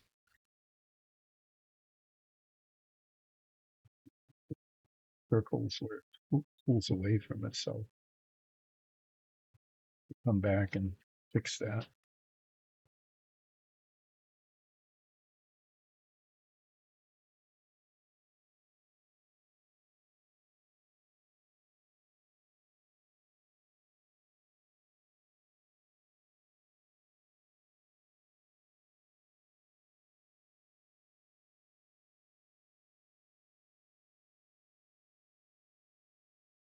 Doing is these indentations, the demarcation lines is I'm deciding that it's going to be black on the inside and gray on the outside, and that may or may not be how it actually ends up. On the outside might come up, might go into those divots. But I'll be deciding that till I paint it in the other direction and just get an idea of how it looks.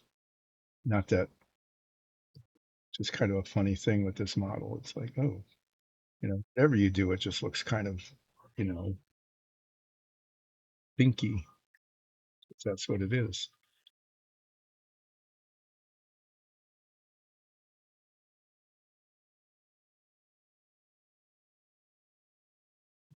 In this, which almost but not quite came out okay.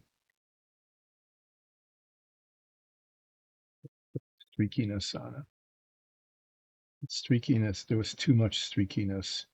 I needed to have much less paint on the brush, dry brushing of the streakiness here.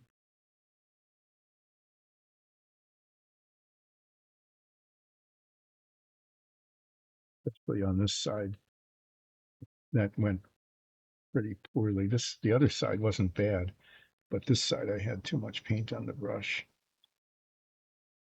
Dry brushing is you have to take that very literally in the correct use of the word literal.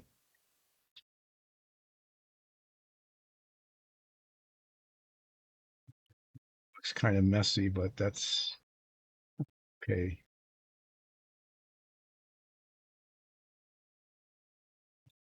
Just have to dry now. And then I'll be painting pink on the inside of the ears.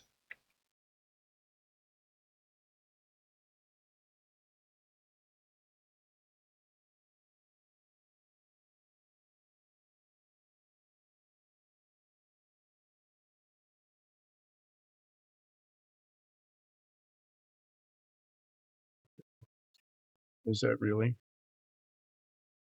Oh, if that's just a spot. Yeah, it's just a bright spot. Sometimes the light hits it and it looks like it's a white spot that didn't get covered. Next to it is actually a white spot that didn't get covered. And sometimes it's just the reflection on the wet paint, um, make it look like it's white, but it's not really white. It's just it's a bright spot through the effort of brush for no reason.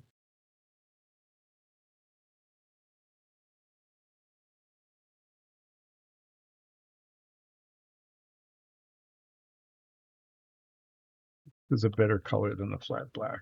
I showed it to you. There was a tiny bit. It's just slightly gray, so it's a little bit lighter and a little bit greener. So it's a good color for that.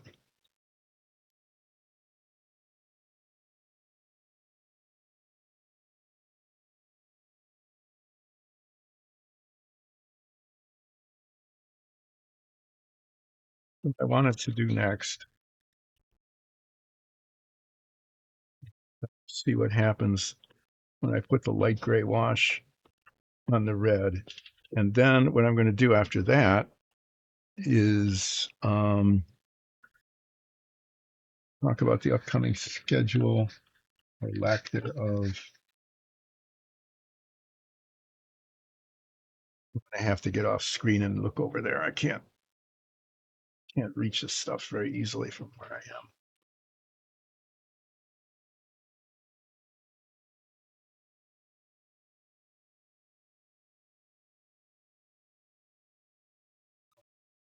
am. Until I'm getting near the end of the stream here, as everything starts getting really big.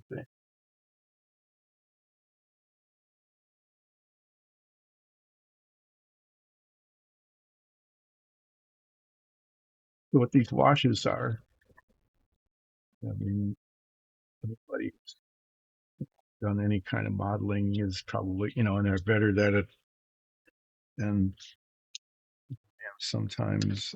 Anyway, these washes are used for shading.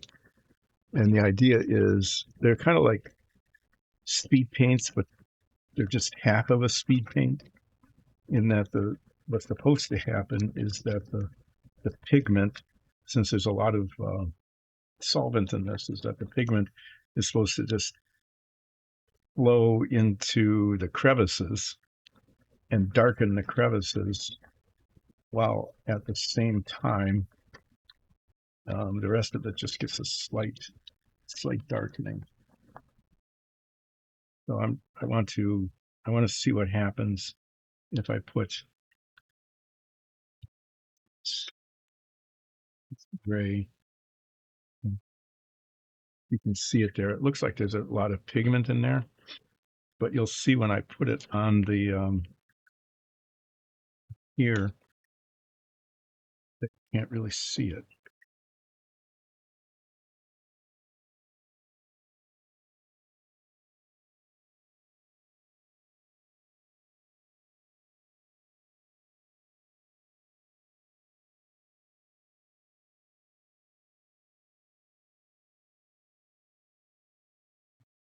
Dry. And we'll compare and contrast the shaded part and the non-shaded. I think I'm going to end up using this. I think it will actually make it look better. But that's something else to be seen. Oh yeah, I forgot. I'm putting pearlescent paint on the RF.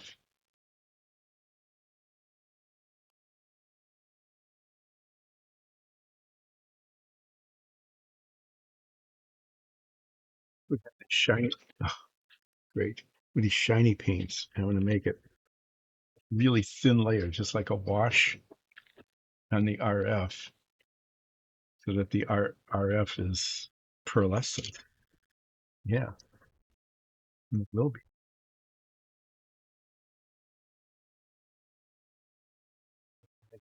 I mean, how can it be a mistake, right? It's just otherwise it's just flat white, and it's not very interesting looking.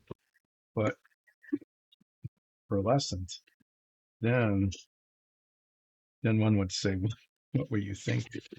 What were you thinking when you did that?"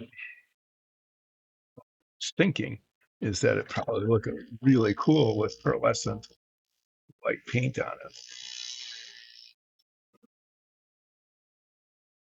Not want my RF to look really cool, instead of just kind of white.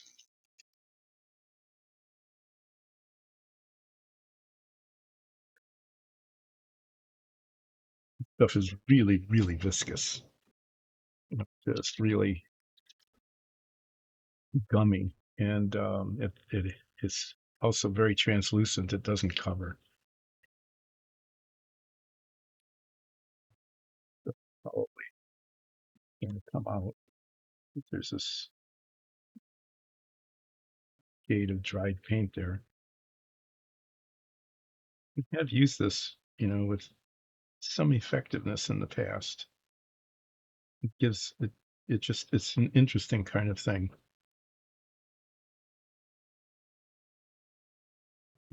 Those were words that meant nothing. It's an interesting kind of thing. What does that mean? I don't know. It's kind of interesting. The other thing is that it doesn't like squeeze out easily. I try to get like a little bit of it, and I end up getting a massive blob. That wasn't too bad. I'm going to use this kind of hard bristled here. The idea is to almost like dry brush it on.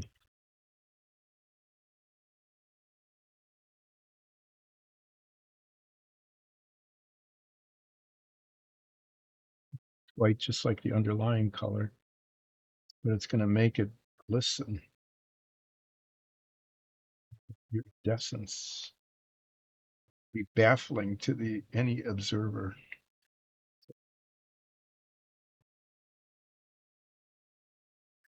The rat fink.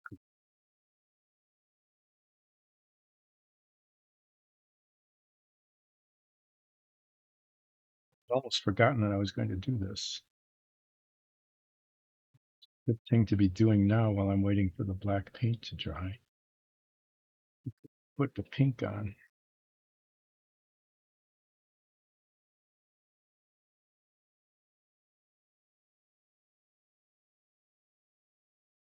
It's nice and shiny. This is the right thing. It's the right thing for the Fink.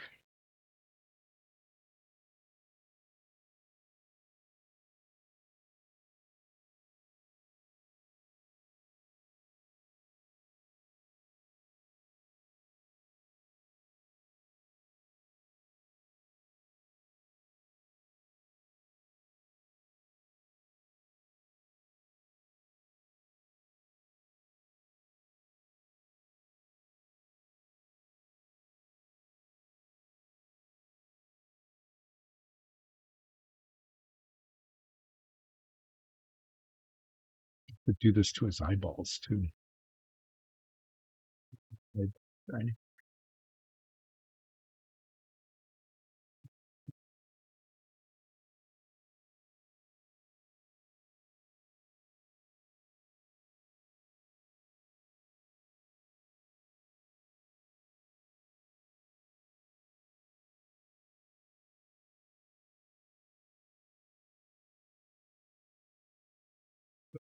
Yeah,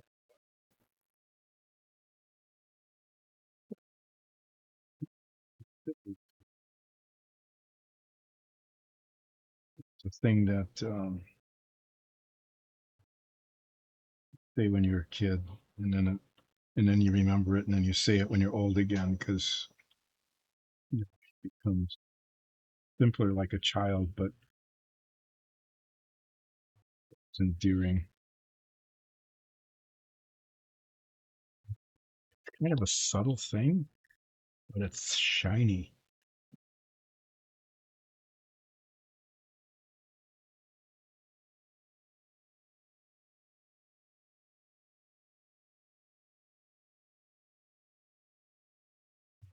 You can see it, but it's the shininess, slightly, ever so slightly yellow.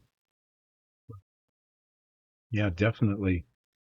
This definitely was the right choice because that flat white just wasn't very interesting. And there's, I was just messing around. I got it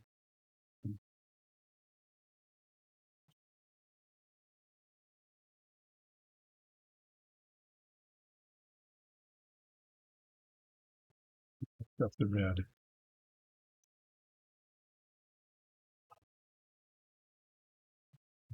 Um, it's just, there was a tiny little spot that went right there, and I tried to wipe it off, and it just everything went wrong. Okay.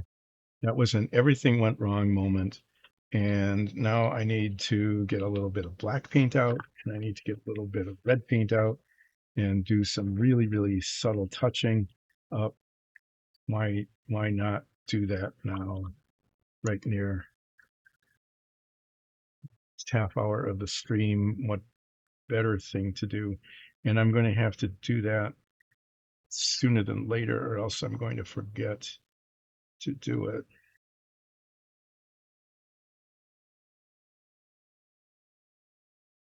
Okay. I'm going to do those things. I'm going to do those, that fixing up down there at the bottom of the dot, um, with tiny little brush and tiny little dots of paint, and hopefully it will go okay. I need the flat black.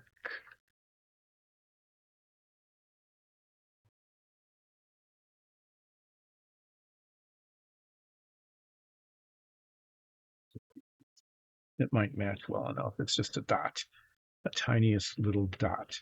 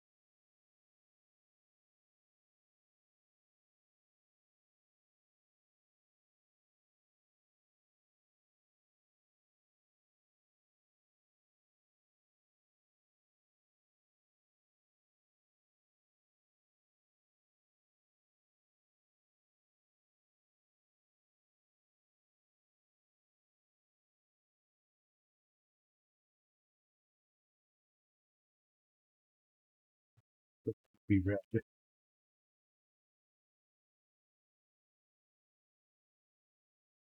It's a slightly larger brush for that.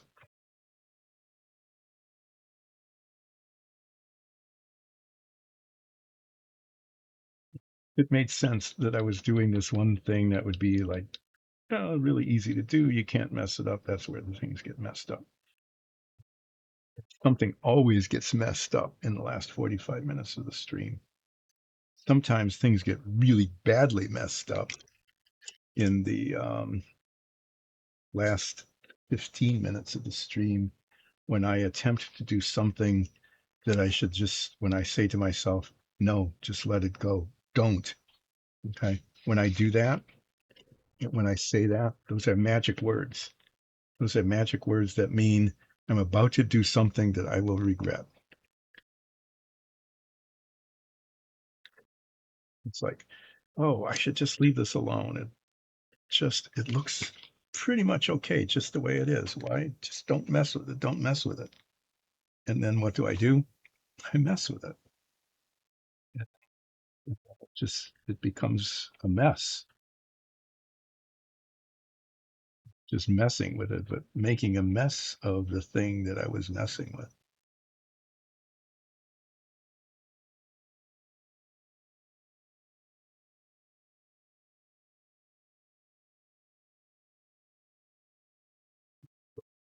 I listened to myself.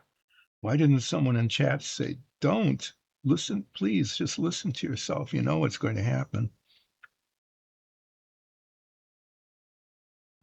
like it's like no matter what, you know that Bunny Rabbit is going to get the carrots from Captain Kangaroo. You just know that that's a thing that is definitely going to happen, and nothing can prevent it. It's nothing at all can keep it from occurring. Even though Captain Kangaroo knows that Bunny Rabbit is just trying to steal the carrots. Does Captain Kangaroo happen to have carrots at this point in time? You know, who knows? Who knows why? It's just an inevitability. It happens to happen. It's a thing that must happen. Is that Captain Kangaroo for some reason, like Mr. Green Jeans? Okay, Mr. Green Jeans would come on and say, "Hi, Captain. Hi, Mr. Green Jeans. Um, yeah, I was just down in my vegetable garden. I picked this bunch of really nice, cool, really nice fresh carrots. Would you like some?" And Captain Kangaroo says, "Oh yeah, of course I would. Those look really great. Your garden is doing really well." Now Captain Kangaroo has carrots, and it was a plausible story too. Mr. Green Jeans happened along and dropped off some carrots. But then Bunny Rabbit, the carrot detector goes off.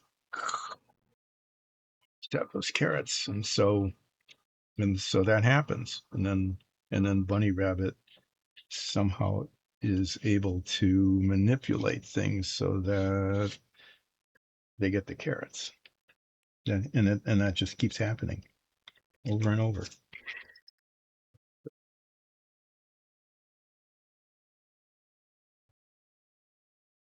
The same thing happens here. Is that when it gets into the last 45 minutes of the stream, about 12, 12:15, things start getting happy, and then get into the last 15 minutes, try to do anything. It's just going to go badly.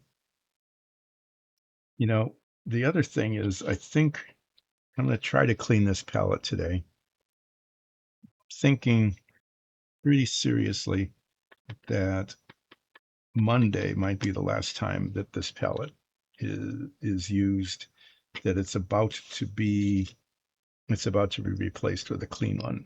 How did Good grief.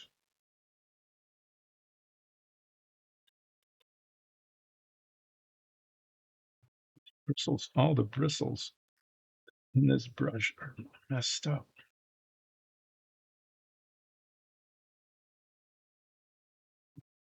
It's like brushes now, the point has gotten finer. This is how I lose my brushes, really, is putting them in and out of those little protective tubes. I think I'm going to end up not using those anymore, because instead of protecting the tips, they're just destroying the bristles. They bend them over, and then the point is no longer coherent.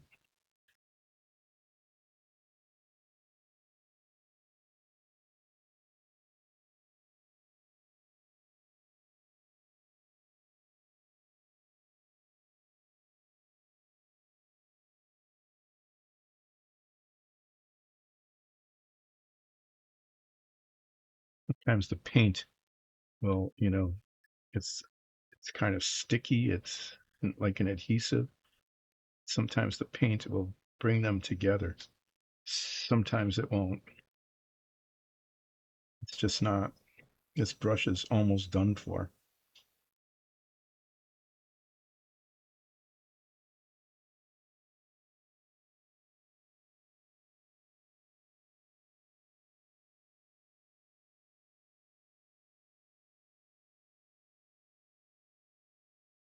Can't use it if it's bifurcated like that. See?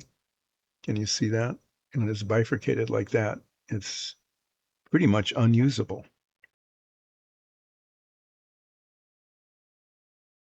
So half of the bristles on this brush are about to be eliminated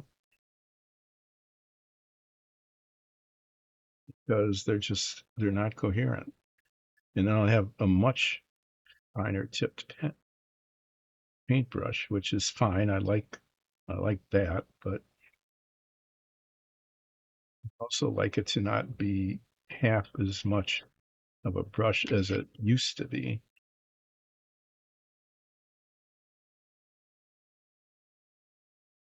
It's just a shame. Okay.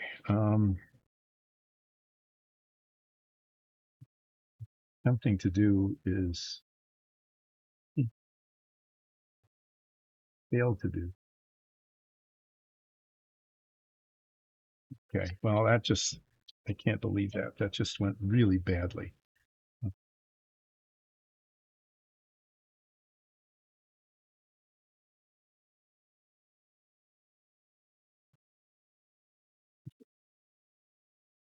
That's the problem. I was trying to paint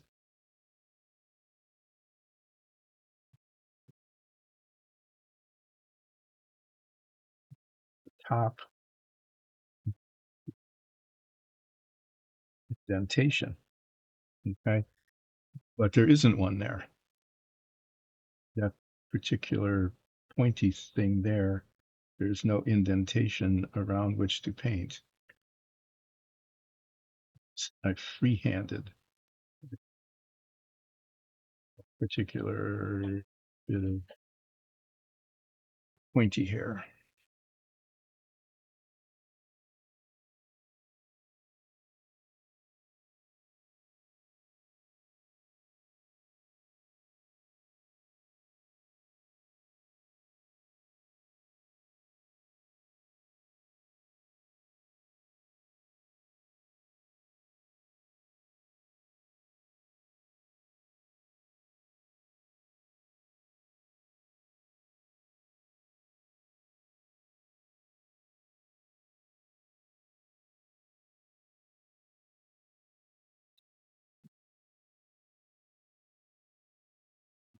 It's bristles sticking out. Try to keep it until I could trim that off.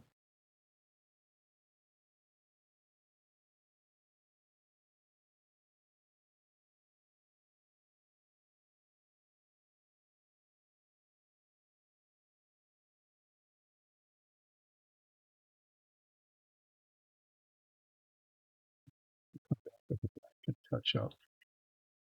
Doing okay, and then all of a sudden, this one, it just got to be a mess. As the pink dries, put the black back on there, and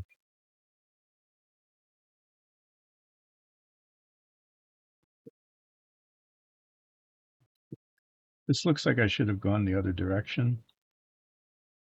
I should have painted the pink first and then the black, because I'm gonna have to come back. I did okay up here, and then it just isn't going well. It's like, oh, this is going okay, and then it's not. Again, that's kind of a feature of the last half hour of the stream. Things stopped going okay.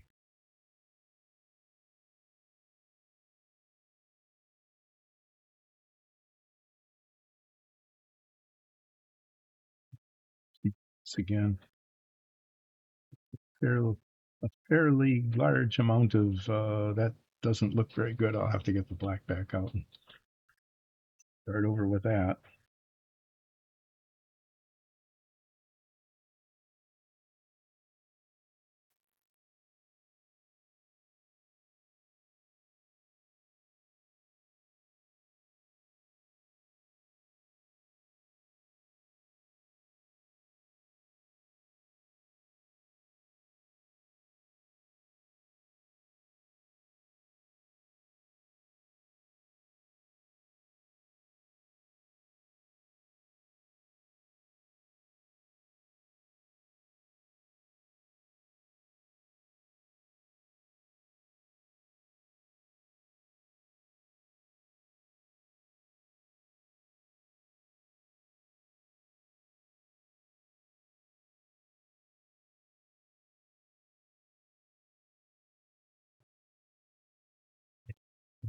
Everything is just, this is like, oh, how messy can I make this? Pretty messy. Fortunately, the pink covers the black and the black covers the pink. And after more iterations than I was hoping to go through, this will eventually be okay. It's not okay now, as you can see. It's really not okay at all. Um, I go back and forth a couple of times, got the pink and the pink on the black.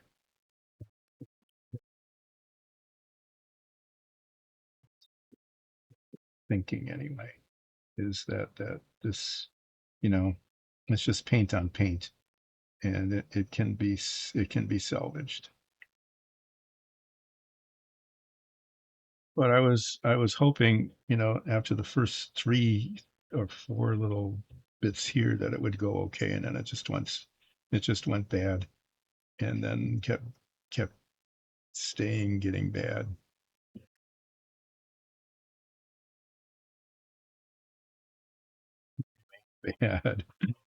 Oh yeah. Uh-huh. Don't What I should do is maybe what I should do is I should just end the stream a half hour early, and then these things wouldn't, well, then that would end up kind of eliminating some of the entertainment value of the stream, which is, oh, what's going to happen in the last half hour here? It should be pretty exciting. Something bad will go on.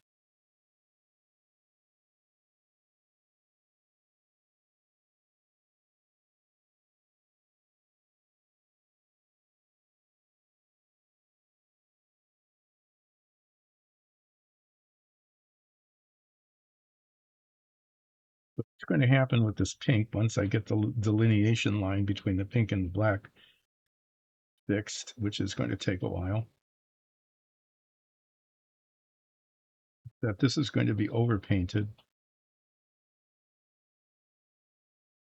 ivory, leaky, dry brushy kind of technique with ivory, and then gray, and then black. So these things that are gray here, those are going to end up looking black. Part of this pink will just be kind of a undercoat, you can call it that.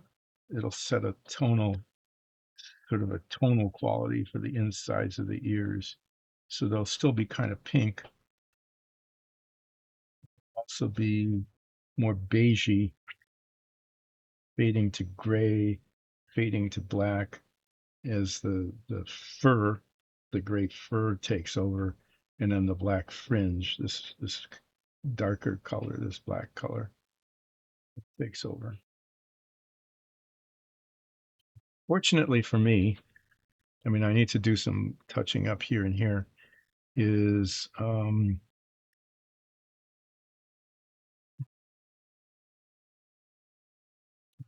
think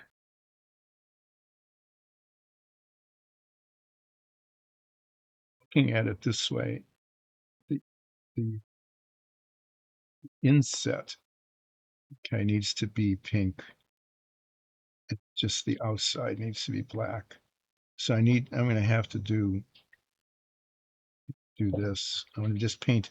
I'm going to be painting a lot of pink here, right over the black, so I could see where the inset is. Then I'm going to be painting the top of it black. So this is a actually this is going to look better when it's done than if I had done it the way I thought I was going to do it. So there's an incision here marking the boundary line, and I had made that black, and I was going to paint pink up to it, but now when I'm looking at it, I very much have decided to get pink paint over there. I very much decided that the it needs to be pink inside those grooves, and then black up to it. Best way to do that is to get the pink paint down into it now, and then paint later. So this would be what, like the third time I'm painting these little hairs here, these ear these ear hairs. Yeah, it'll be the third time.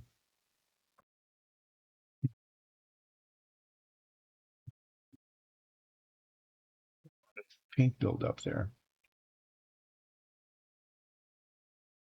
This will look better if I can pull it off. And I'm just going to have to be really careful with the black.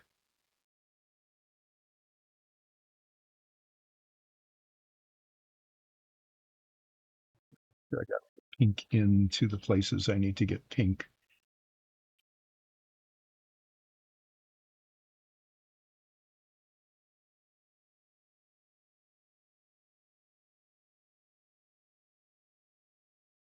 After messing around with this a little, eventually it'll be tolerable.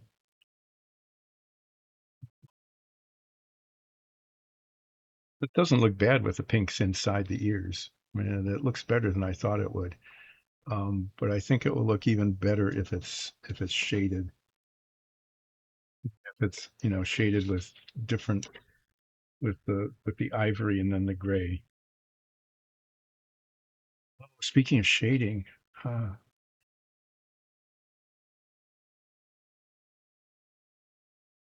right. I was going to shade it. I was going to test gum line here. Well, I've decided that the red overalls. Okay, this is the this is with the ink with the wash on it, and this is without it. It just looks better with the wash, and I'm going to definitely wash the red. Not a question about that. I wanted to test something on the gum line now.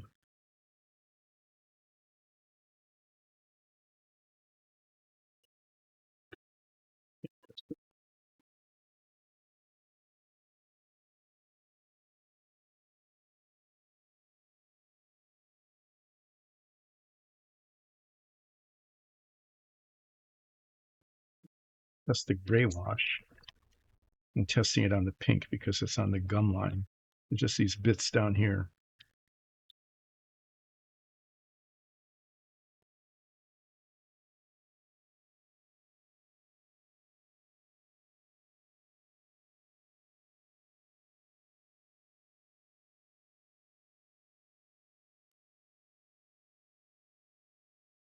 Slightly brownish one. Try this. This might look this might look okay.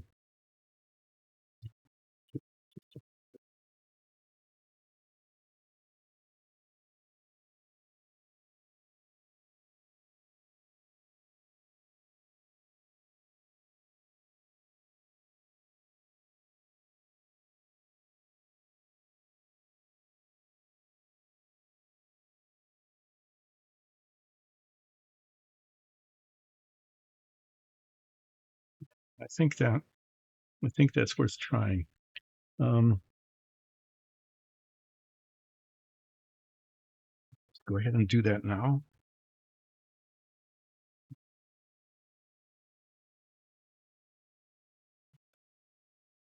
But I'll do something wrong and I'll get it on the teeth,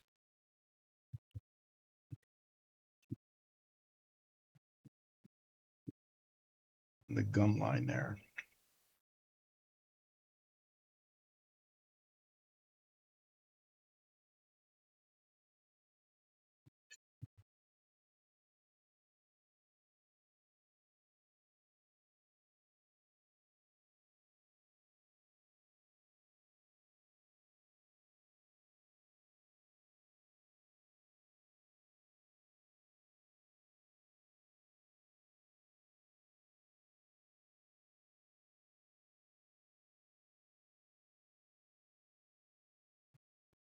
Fix this thing without messing it up. What did I do here?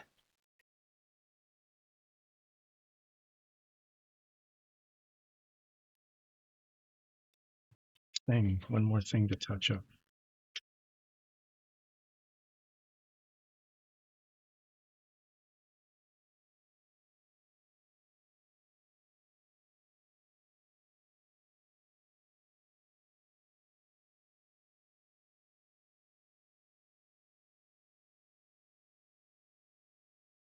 Well, what's going to be happening with the Fink, and who knows what I just did to the back of it. I think I've got pink paint on my hands or something, maybe. Um, so what's going to be happening with the pink, well, it is going to be pink, but with the Fink is on Monday, I'm going to not going to wash the red yet. That would be dumb. Think about this in the correct order. If I wash the red and then I paint the gray and get the gray onto the red and then have to redo the red, then the washing will be totally uneven. That's a bad thing.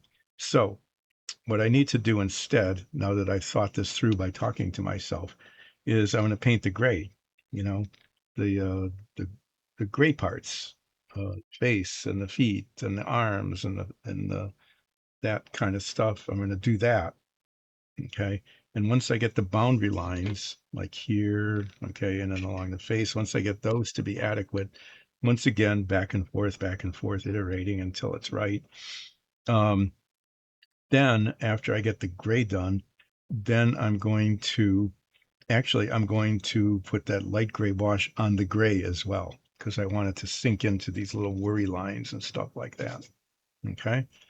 So that's what I'll be doing is painting the gray and then painting the red again, and then maybe a little more black certainly on the ears, and then the red, and then the gray again, and then the red again, and the gray again until it's all right. And then almost all of this will then be washed with this light gray wash, the red, the red and the gray, which is, a lot of it. Then there's details. I'm going to play with the ears, try to see if I can get that done. So if on Monday, the first thing I do is put a base coat of the gray on, okay, and get that on there so that it looks okay. If I can do that and then do a little bit of touching up back and forth, I might get really close to being able to do the detail on the ears. So just as a reminder to everybody, I am going to be streaming on Monday at about 10, but then I will be not streaming until about the 12th of January because various and sundry travel is coming up. Either I'm traveling, in which case I can't stream, or other people in the household will be traveling, in which case I will need to be dog watching and I can't be away from them for 3 hours like this. I mean, I probably can, but I would prefer not to be. So I'll be back again on Monday. Take this Rat Fink along as far as I can. Um, if I'm really close to being finished, I might come back and actually finish it once I get back from traveling and dog sitting and all of that sort of thing. Uh, but the next thing I'll be working on is real a 1965 Shelby GT350, which is an amazing car. There are a bajillion parts, just huge numbers of parts, highly detailed interior, mufflers, exhaust pipes, all sorts of things, all of which will need to be cut off the sprues and sanded and shaped and cemented and glued together. Um, Chrome parts that need to be painted, which is kind of a pain. Uh, and the it's molded in white and it's got blue decals for the striping. But everybody here believes that this car looks way better if it's blue with white stripes. And so I'm going to be painting it that way. This is going to take almost all of 2026. Okay. I just know it just because I really want to do like a B plus, A minus job like I did with the Savoia S21 on this car. So I'm going to be doing my best to make that happen. Prepping parts, thinking about which order they need to go in before being assembled, um, paying attention to the detail under the hood like that. Okay. Finding the correct colors, getting the correct colors. It looks like there's sort of a metallic blue on the engine block. I'm going to have to find that and probably, splurge $5 and $7 or whatever it is to get the right color spray paint so I can paint it without brush marks. Yeah, getting your, just so I'm going to be doing my best to make this model look really, really good, make it look good. So on Monday, I'm going to keep working on the Fink, see how far along I can get. Um, hopefully I'll be able to move along more quickly than today, maybe not, generally not. And then when I get back on I'm aiming for January 12th. When I get back then, I'll either finish it if I'm really close, or I'll just put it aside and start on the car. My guess is that it'll be like it'll be little stuff like shading the ears. Okay. Well, that won't take very long. It'll take only maybe two hours out of the 3 hours that I stream, given how things go. Okay.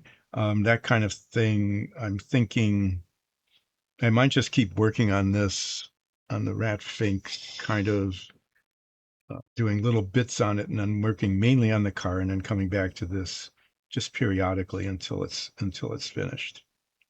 So far, though, I think it's looking okay. It looks pretty finky, you know. I think it looks even better than the one I made when I was like 12. Yeah. And also on Monday, I'll be talking about my New Year's resolutions because those will be taking effect when I get back. And I'll be talking also about Dyson Dungeons with their Dungeons and Dragons show and how everybody needs to be spending their entire holiday, all of their time off. Don't watch the football, this college football or whatever. Don't do that. Go on YouTube, and what you need to do is go onto YouTube. Oh, hi, I'm on. He popped in just right at the end of the stream. My friend, my Rat Fink, is coming along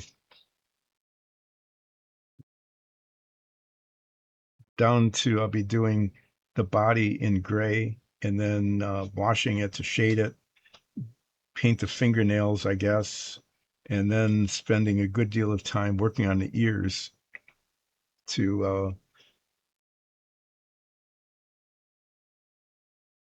oh, okay, well, take advantage of your Monday, that's for sure. And then hopefully you'll be able to survive Tuesday. But at least you'll be rested up for your session. You have a session Monday night, right? And then who cares? You'll be exhausted already before you go in for your 10-hour session. Already be tired. So what the heck? Why not? So you won't be sleeping Monday night. This is coming along. I think the RF looks pretty good. I put some, what did I do? I just messed it up. It looks pretty good. Let's mess it up. Oh, okay. That's the thing to do. Let's mess up the thing that looks pretty good. Oh, it was just a dust particle. Um, yeah, so on Monday I'll be base coating the furry body. Um, going back and forth, like where I mess up around the teeth and I have to repaint the teeth. So anywhere there's boundary issues are there.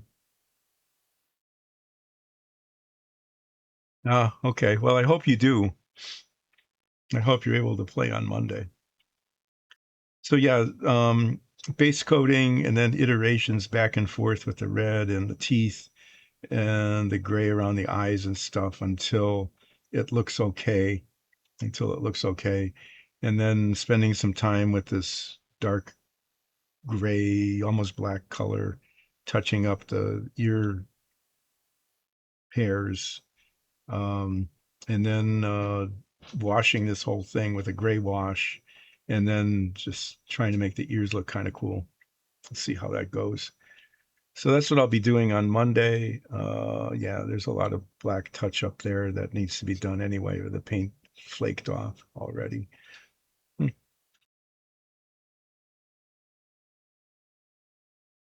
Oh wow. Yeah,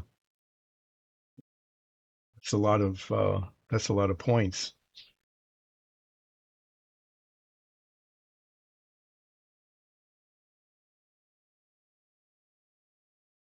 If you pop back in on Monday, maybe you can tell me what the upgrades are going to be. That would be fun to listen to. But I need to stop now because there's nothing much more I can get done on the Fink. Um, I don't think letting it stand up like this is a really good idea, so I'm going to lay it down on this paper towel in this box here, and I'm going to sign off now.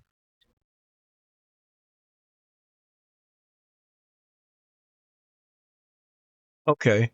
Yeah, on Monday, tell me what those are. Okay, because I'd like to have a little more time to hear about what those would be.